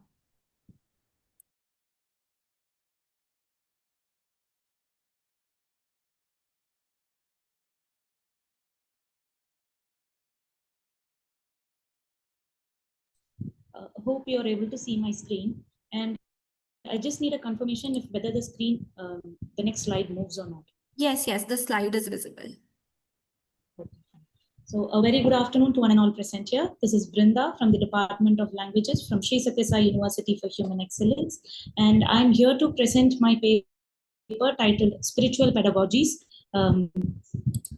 Spiritual Pedagogies and Transformative Learnings, a Comparative Inquiry into Tagore and Satya Sai Baba's Educational Philosophy.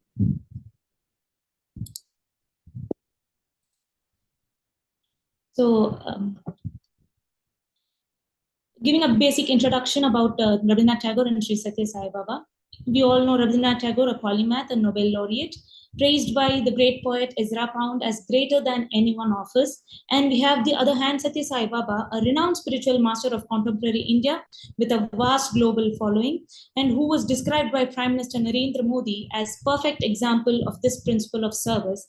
And therefore, This study or this paper studies the educational philosophies of Tagore and Baba and understands the unique position of being an educationist. Why so? Because Tagore and Satya Sai Baba are unique educationists as they do not belong to any conventional group of educationists like Rousseau, Montessori, or Dewey. So they did not articulate their educational vision through a formal treatise. Instead, their educational idea are actually spread across their works. So when exploring their educational ideas, we must consider their ideas, actions, poetics, as well as praxis, because both the figures were not just dreamers, but also a doer, a guy with a program, as we can say, because both of them are very successful in running their organizations, educational institutions. For example, Tagore Shantiniketan was started in the year 1901, was actually a counter-colonial center of... Yes? Sorry to disturb, but we are only able to see the first slide. If you have changed, it is not visible as of yet. Is it so? Just a minute. Ma'am, you can show it in this manner only if it is not being visible on the slideshow, if it works for you. Okay, fine. Hope this is visible. Yes, this is visible. Okay. So going ahead, Tagore's Shantiniketan was actually a counter-colonial center of cultural convergence, which focused on bringing out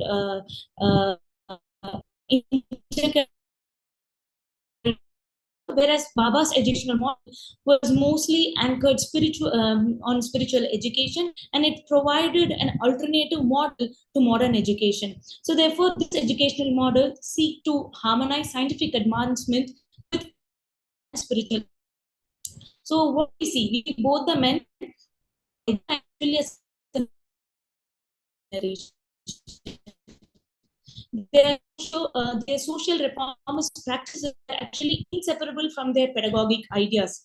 So Tagore, who nationalism and advocated for cosmopolitanism being one side, and Baba, who emphasized on seva, that is service, and synthesis of all religions as universal practice, is what we are actually encountering in this paper.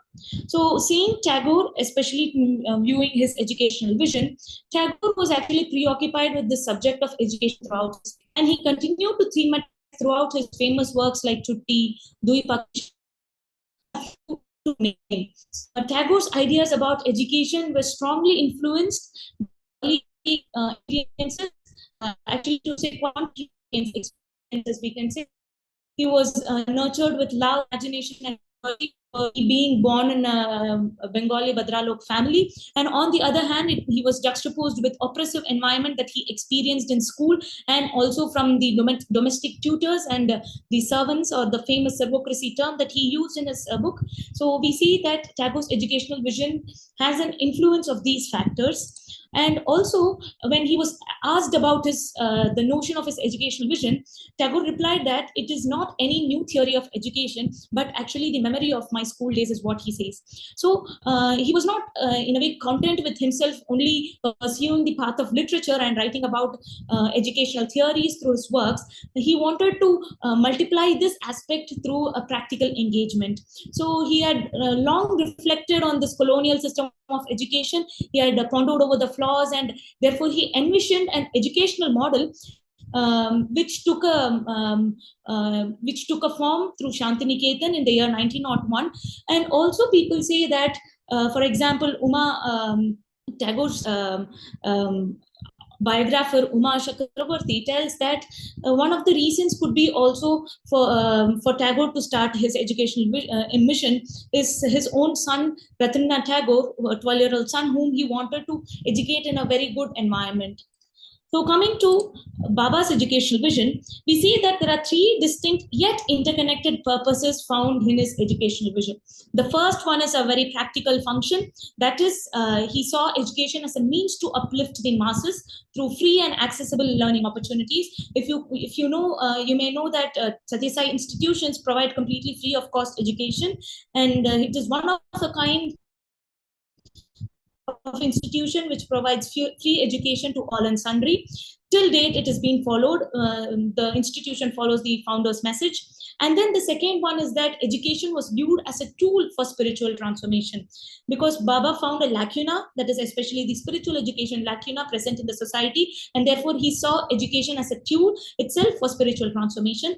And then the third and the very important view is that education itself was regarded as a spiritual quest for Baba, an inner quest towards self-discovery. So we see that Baba actually is not fitting the traditional paradigm of a religious figure, though he is a guru, a spiritual guru. We see that Baba's approach was quite unique and kind of revolutionary as well. So he strongly emphasized on the service activities, especially among the rural and the underprivileged communities. Till date, there are service activities that are being carried out by his organization, by his educational institution, and it is mandatory for the students to be part of this Grama Seva case, where the students participate in serving 700 villages in and around Puttaparthi, the center, the main campus, where the main campus of Baba's Education Institute is there. So his method, if you see, coming to his method was kind of universal, and especially it goes beyond the barriers of caste, creed, and nationality. Why so? Because we see plenty of Satya Sai organization present all over the globe, and they carry out the same vision of love all, serve all, as propagated by Baba.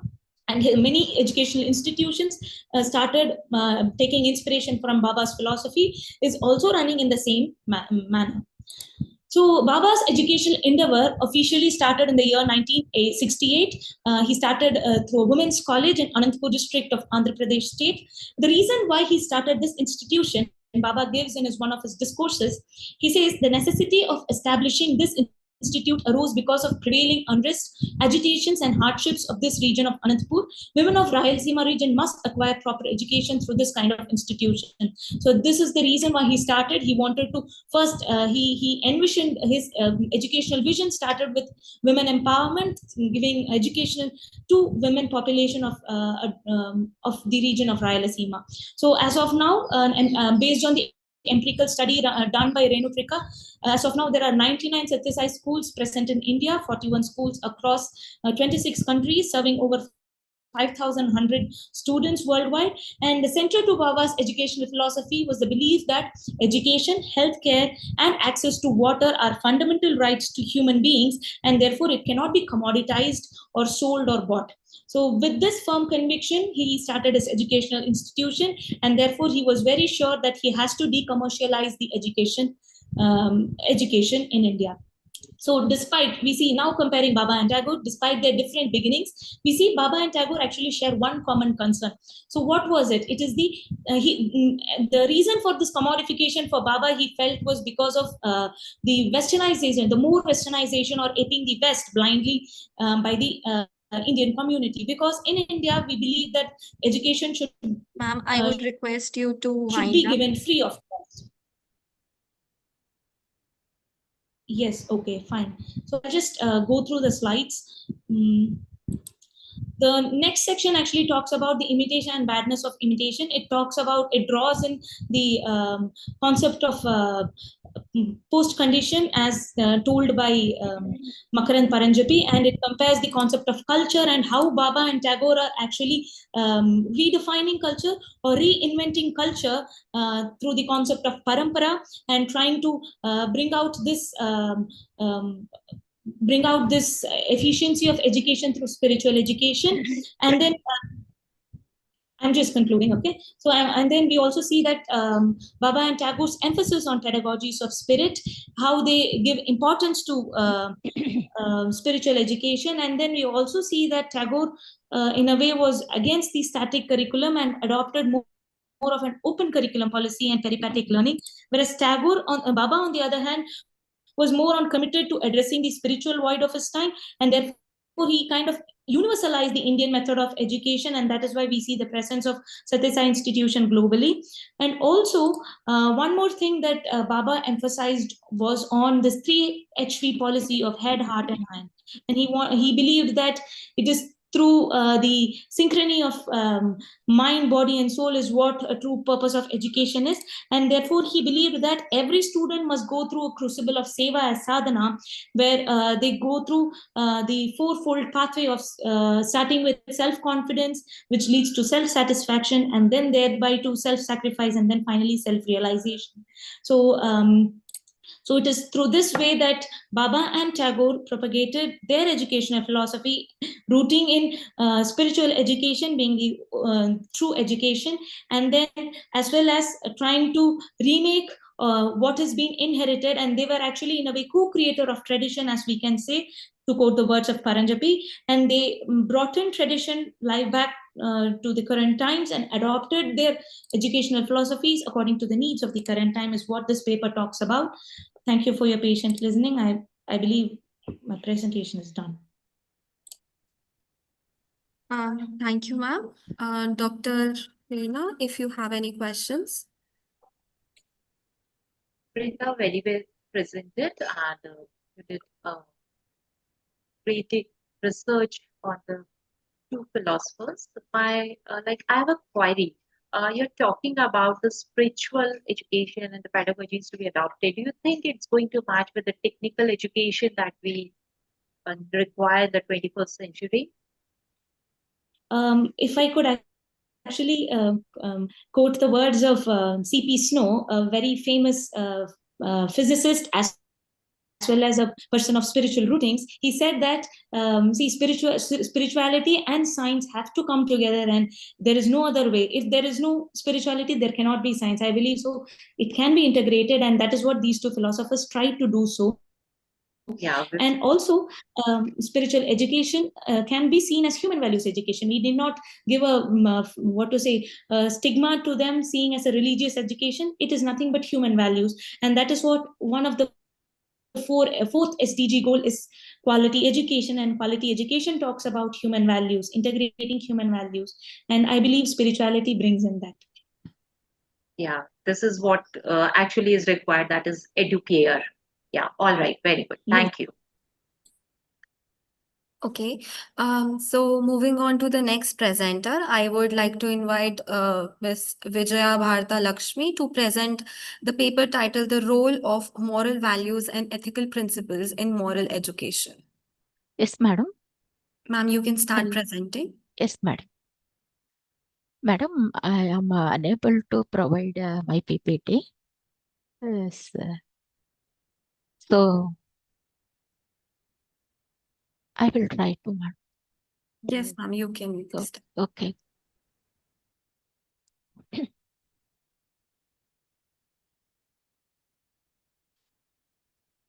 Madam, it is visible, madam?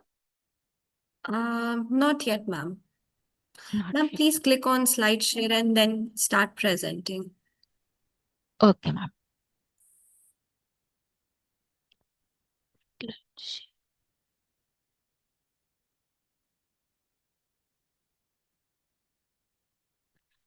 Madam, I am unable to provide actually.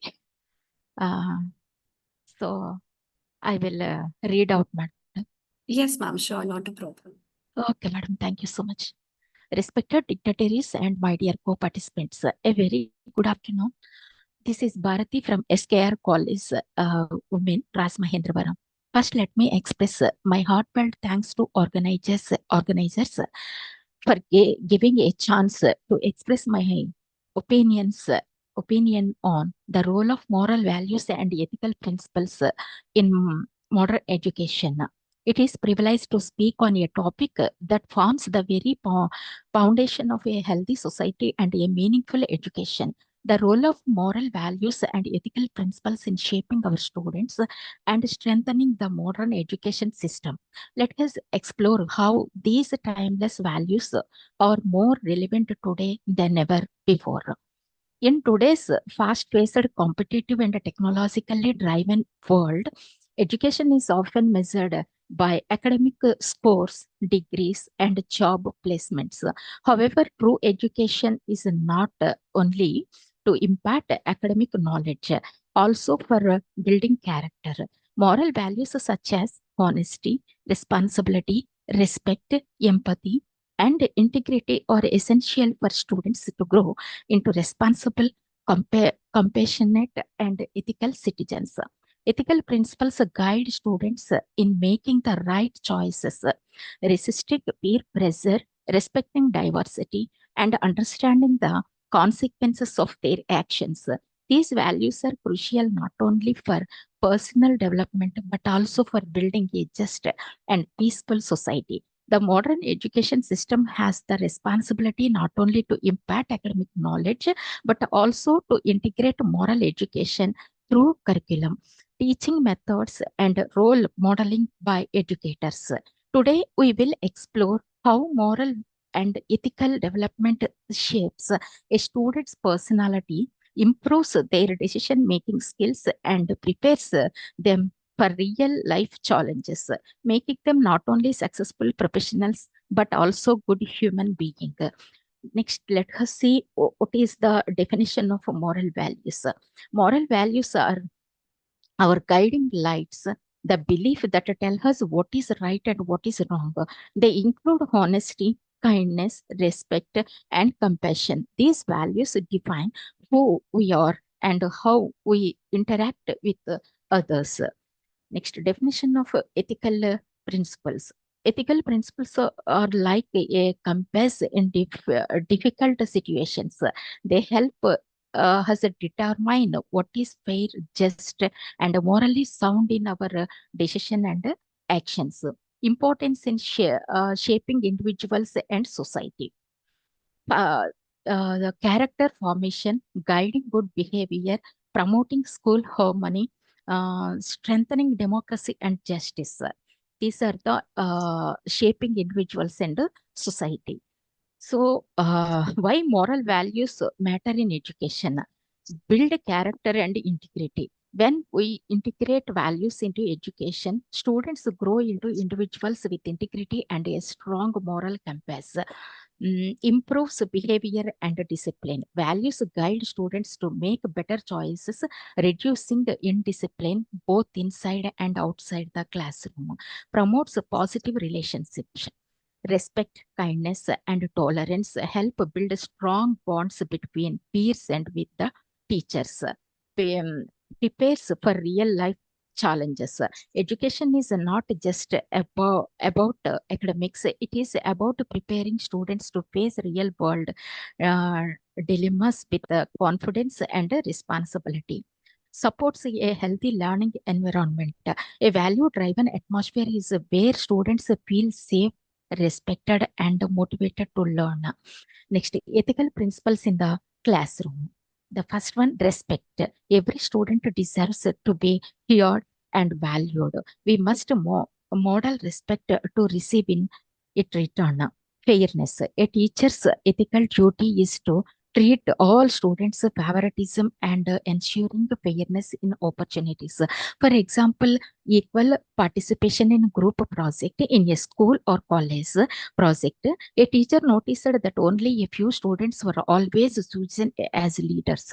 She decided to rotate leadership roles so everyone had the chance to participate equally. Next, what is the moral in this aspect? This act taught fairness and inclusively. Students learn to respect each other's abilities and understand the importance of equal opportunity. Next one, responsibility. Encouraging students to take ownership of their actions.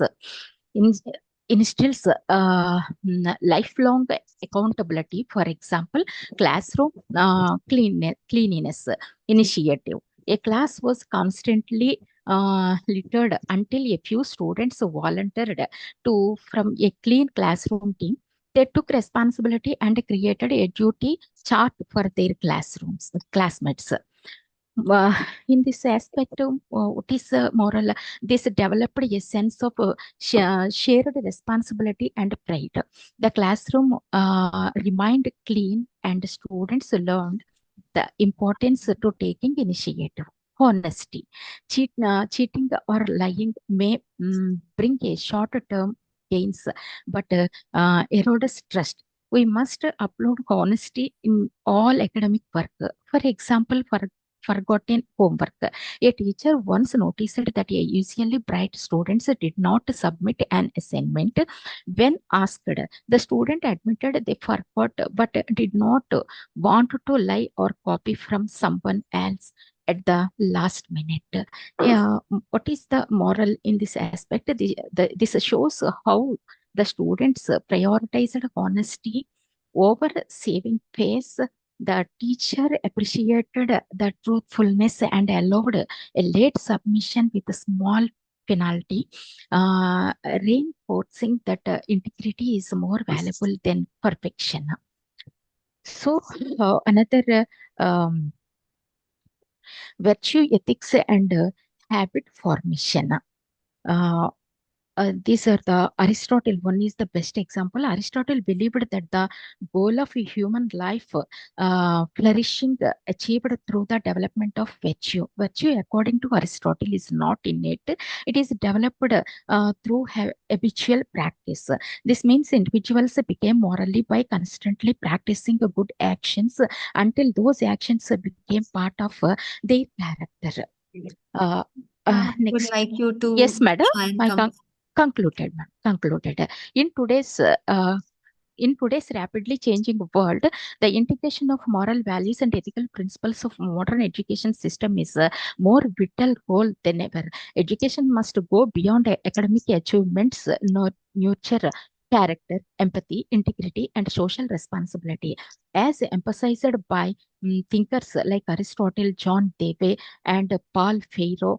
True education is not just about acquiring knowledge, but about shaping responsible, reflective, and ethical individuals who can contribute positively to society. But embodying ethical partner practices in classroom, encouraging value-based decision making, and fostering respect for cultural and individual differences. Educators play a key role in building a just, inclusive, and harmonious society. Despite challenges such as cultural diversity, peer pressure, and the influence of digital media, a strong foundation in moral education empowers students to navigate real life challenges with confidence and compassion. Ultimately, moral values and ethics are not just academic subjects. They are the cornerstones of a holistic education that prepares students to be not only successful professionals but also responsible global citizens and global human beings. Thank you so much, madam. Thank you so much, madam. Thank you, ma'am. Ma'am, any questions? Oh, I think she has made her point very clear. All right, just wait. Bharti ma'am, you have talked about moral values and things, and you have quoted about Aristotle also. Yes. We do have in India many scholars regarding Aristotle. Yeah, he has mainly talked about that every person is not born to lead. And leaders cannot be created. He had this kind of an attitude. So can we have some people from our own field or culture who supports this view? Because he actually did not support this idea that anybody can be made a leader. He was of the view that leaders are born. Yes, madam. So many leaders, inspiration in the society, in the history, actually, as a political lecturer, I was take an example, Aristotle, madam. But so many thinkers, leaders. No, you very guess, well presented everything. Your point was also very clear in your presentation that the moral values and they can. It's just a small query that out of the okay, you are from the political science field. That's why you quoted. Okay. Yes, madam. Yes, madam. Okay, ma'am. Thank you, madam. Thank you, ma'am. Thank you, ma'am. Yeah. So moving forward, I would like to invite Mrs. Shelja Kumari, Dr. Pujera, Dr. Meenakshi to present their paper titled Harmonies of Healing, the Role of Music Therapy as a Contemporary Approach in Holistic Health and Chronic Illness Management. Mrs. Shelja Kumari. Yes, ma'am. You can start presenting. Can you hear me? Yes, ma'am. Okay. Can you see my presentation? Ma'am, it will take a second. Yes, ma'am, it is visible. Okay.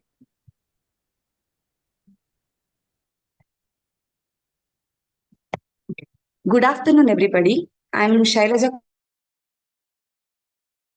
Department of Performing Arts, ICERT University for Human Excellence. Today, I will be discussing the role of music therapy in holistic health and chronic illness management. So, before we dive into the topic, I would like to define what is health. So, according to the World Health Organization, health is a state of complete physical, mental, and social well being, and merely not the absence of disease. So, health is the foundation of our lives, which enables us to function well and also enjoy the life to the fullest. On the other hand, we have illness, which specific medical condition that affects the body, which often causes the discomfort and symptoms. So among the illness, we have two types, that is acute and chronic.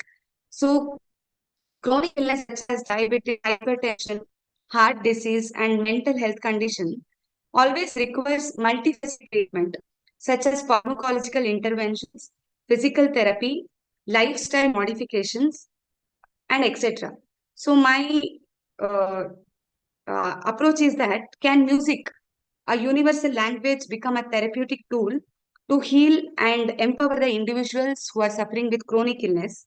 So before I start my presentation, I would like to define what is music therapy. So according to Dr. Sushin Dutt, music therapy is an interpersonal process in which a trained music therapist uses music and all of its facets, such as physical, emotional, to help clients improve or maintain their health. So, music therapy is an alternative therapy which caters to the special needs of individuals with physical, psychological, and social and behavioral problems. So, music therapy is emerging as holistic and non-pharmacological intervention. Here, the word holistic is the key.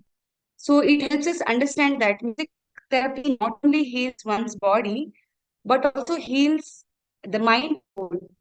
Music therapy addresses emotional, cognitive, physical, and spiritual dimensions. So let us pause for a while and understand each of these words. Here, emotional aspect means music can help people reduce their anxiety, stress, and depression.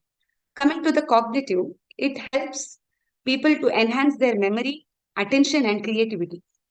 It also helps people to elevate their pain, and spiritually, it helps people to nurture their connection and also develop a purpose and foster overall well being. This music therapy is rooted in ancient cultural traditions, and it is validated by neuroscience and clinical research. So, why is music therapy in modern science? So, music therapy helps regulate stress and emotions through sound and rhythm. It acts as a bridge between spiritual practice and modern scientific understanding. So it represents a transformative model for integrative healthcare. Music therapy helps in the release of chemicals such as endorphins in the brain, which produces happiness in the mind, and thereby it stimulates the nervous system. We all know that sound travels faster than water and air. So thus it stimulates the cells in the body and also helps people to develop their immunity, and it further enhances the body's healing response. So coming to next point, that's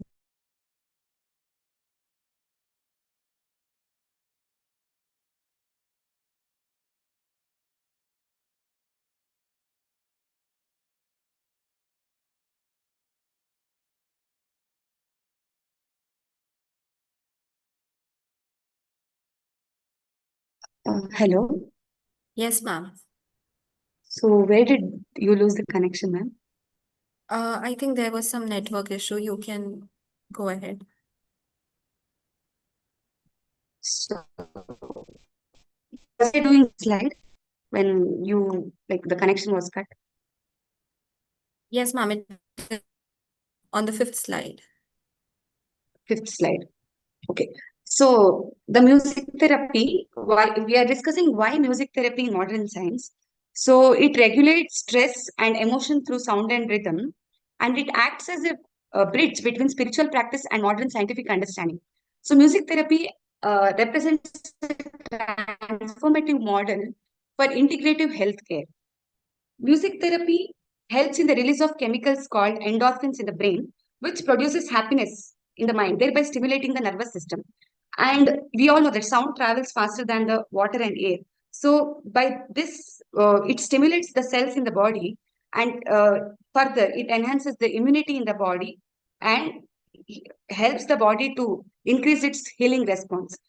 And music therapy also complements the medical treatments without any side effects. And it is a safe therapy where the patient enjoy and reduce their medicine intake. So music therapy in the context of chronic illness. We all know chronic illness refers to a long-term health condition which persists over some time. Example for this is diabetes, hypertension, mental health condition, etc. So due to these conditions, people are generally affected, maybe mentally, emotionally, socially. So they face challenges such as anxiety, and sometimes they get frustrated, they lose control on their emotions. They go to the extent of isolating themselves and reduce participation in the activities where many people gather. So music helps people to encourage self-expression, where people express, and it also improves their efficiency and gives a new ray of hope. Ma'am, I would like you to Then what? conclusion. Sorry, ma'am, I couldn't hear you. Ma'am, could you sum up and come to a conclusion? Yes.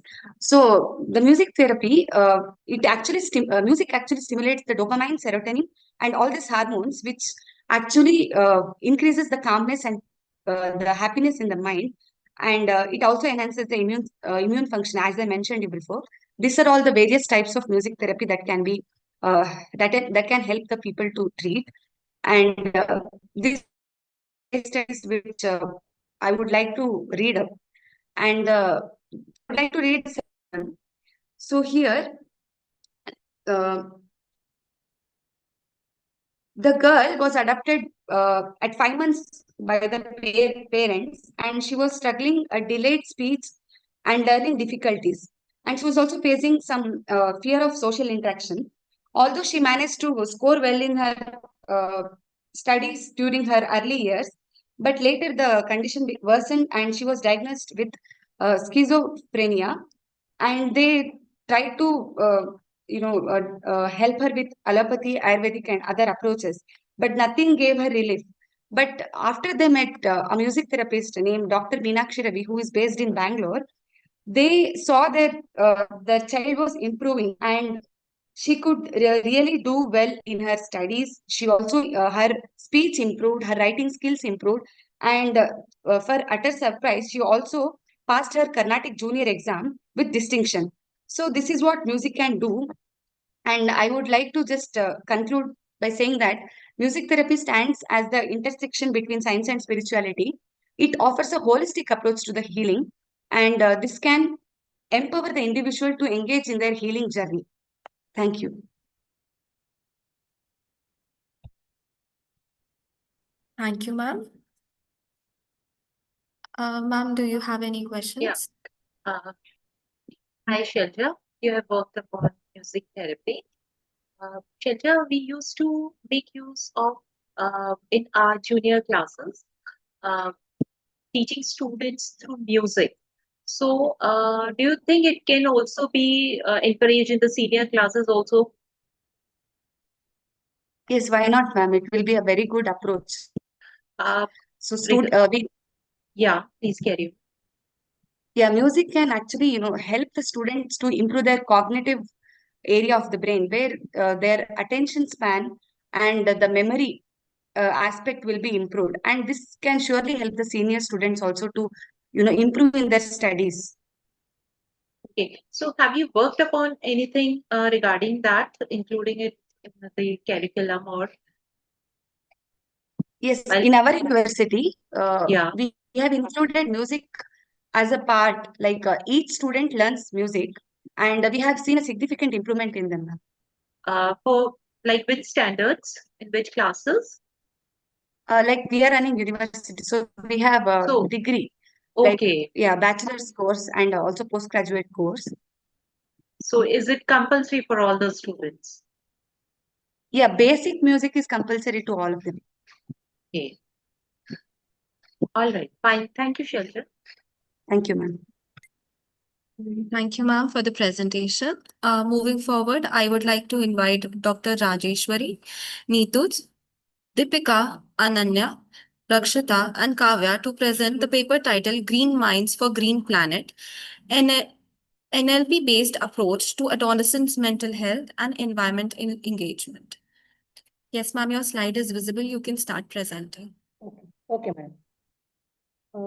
Am I audible now, madam? Can you hear me? Yes, ma'am, you are audible. Okay, fine. We are starting the presentation now. Sure, ma'am. Good afternoon, everyone. I'm Deepika AB along with Kavya BH. So we take this opportunity to present our paper titled Green Minds for Green Planet. So our research work was prepared under the guidance of Dr. Rajeshwari Madam at University of Human Excellence. So this presentation explores how neuro-linguistic programming or NLP can support adolescent mental health while also promoting environmental consciousness. So let us begin by understanding the challenge that is faced by today's youth. So moving on, adolescents today are facing increasing pressures both internally and externally also. According to the World Health Organization, 1 in 7 teenagers globally suffer from the mental health issues. Simultaneously, they're also the generation most affected by the climate change. So this dual crisis calls for interventions that address both emotional wellness and sustainability. So the neuro-linguistic program offers a promising behavioral cognitive framework to help build resilience and echo awareness among youth. So teenagers today face a lot of pressure from school, social life, and even from their own thoughts. So many struggle with the mental health issues at the same time. They are the generation most affected by the climate change. These two challenges are connected and need solutions that address both emotional well-being and environmental awareness. Neurolinguistic programming can help with this. How? It's a way of understanding how thoughts and language shape behavior. By using NLP techniques, young people can build resilience, stay positive, and take meaningful action towards a sustainable future. It encourages them to change negative thinking, find motivation, and see challenges as opportunities grow. So, understanding the adolescent mental health crisis. Adolescents deal with a range of stressors, including academic competition, as I mentioned before, also the constant influence of social media, especially, and even the climate-related anxiety. So the increase in the anxiety, depression, and even self-harm among the teens is alarming. However, the social stigma and lack of access to mental health often prevent timely intervention. So this highlights the need for the creative, engaging, and preventive strategies. Full-based approaches like NLP could bridge this critical gap. So as I mentioned, NLP could help people to come out of their anxieties, depression, etc. So what exactly NLP is and how does it work? And what are the measures that can be taken by integrating both NLP and environmental sustainability to bring up young minds from depression and anxiety? Let us go on. So what exactly NLP is? NLP or Neuro-Linguistic Programming was developed by Richard Bandler and John Grinder in 1975.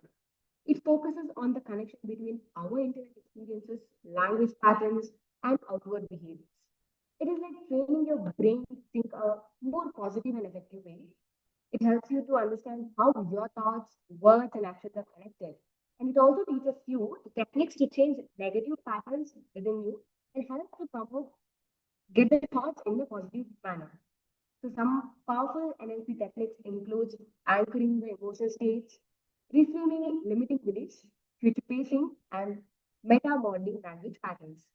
So these tools are designed to bring out meaningful behavioral and mindset shifts. So in essence, NLP empowers individuals to shift how they think, feel, and act. Now I'd call upon Sister Kavya to report the presentation. Here we see how NLP helps in mental health and interventions.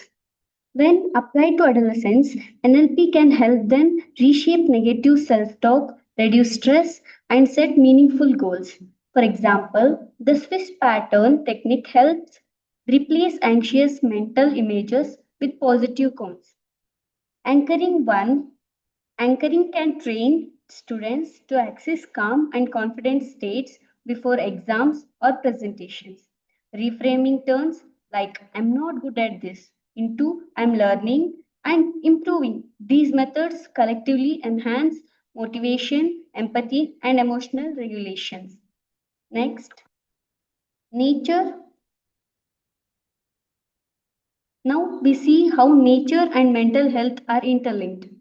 Nature has profound calming effect on the mind, especially for adolescents caught in a fast paced digital world. Being in green space promotes mindfulness, grounding, and emotional reflection. When adolescents engage with nature, they often develop a sense of responsibility and gratitude. This connection can counterbalance the mental chaos induced by daily stress. NLP techniques can be paired with nature exposure to deepen these benefits. Next, let's imagine combining NLP techniques with eco-friendly actions.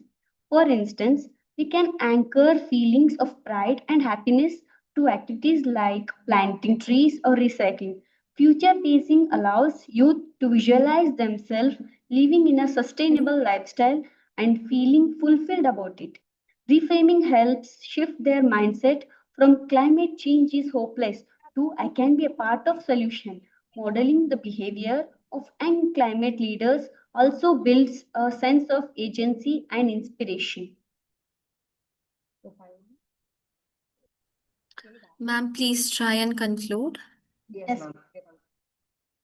So in conclusion, I'd like to say that integrating humanistic programming with environmental engagement offers a dual benefit where it builds emotionally resilient and environmentally conscious adolescents. So these are what we call green minds, young individuals who are reflective, responsible, and future. The blend of inner strength, outer eco action is not only empowering but also achieving self in today's world. This approach will be a game changer in education and wisdom development. So let us all invest in this nurturing green minds for a sustainable planet. Finally, I'd like to express my sincere thanks to Sri Satyasai University of Human Excellence for the opportunity, and I also express my gratitude to the organizing committee for the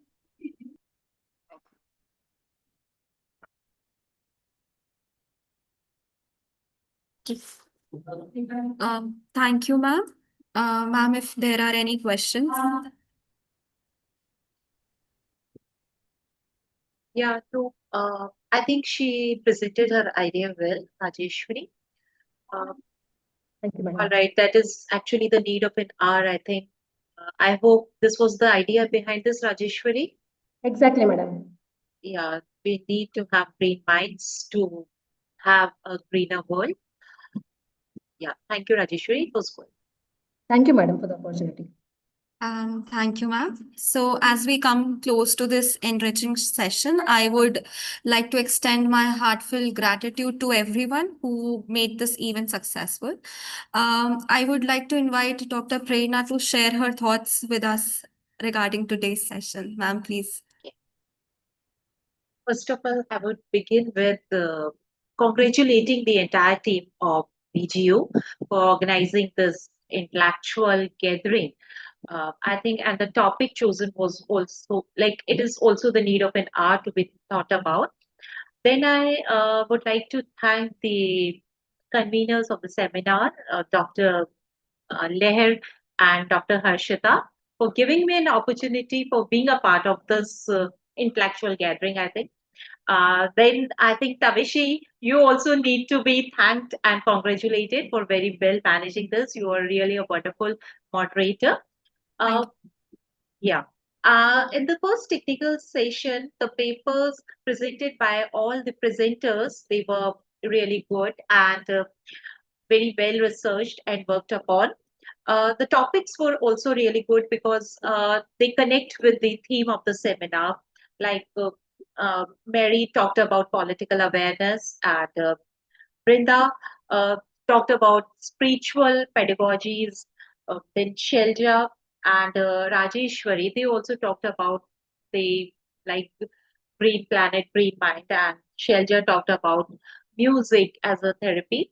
So I think this century where we are living actually requires the holistic development, and that holistic development would be incomplete if we do not incorporate the social economic and uh, social economic transformation is very much needed in that. And for the students, like whatever we are talking and discussing about, that is uh, very much necessary for cognitive development, developing emotional intelligence, the physical well-being of uh, so incorporating society and individual with these components is very much necessary, I think. uh, and I can like carry on with much, but I think we are running with a shortage of time. So I think the technical session did very well with all the participants bringing up different issues and uh, the ideas which have been uh, put into the limelight will come like after like completing the 2 days. I think it's going to help in coming to some conclusion. Thank you so much, Tavishi. That's all from me. Thank you, ma'am. A sincere thanks to our esteemed chairperson, Dr. Prerna, for her insightful guidance and thoughtful observation throughout the session. Ma'am, your presence added an immense value to today's proceedings. A warm thank you to all the participants, presenters for sharing their outstanding research, innovative ideas, and thought-provoking perspectives. They have sparked meaningful dialogue amongst us. And to the participants and attendees, thank you for your active engagement and continuous support. I would request everyone to switch on their cameras for a photograph, if everybody could.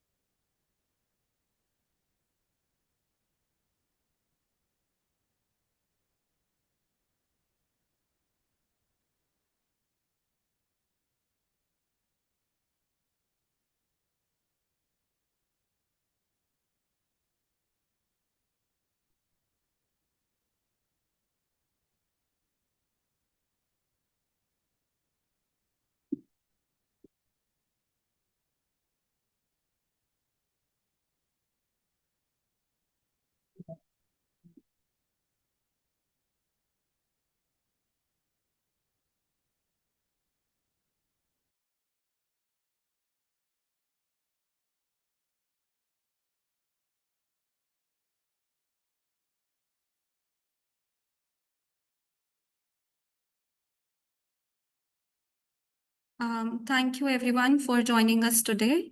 All the best for the presenters who have their presentations tomorrow. Due to some network error, yes. Yeah, thank you so much, everyone. Thank you, ma'am, for such an insightful session, and thank you, presenters, for presenting such nice papers. Thank you, everyone.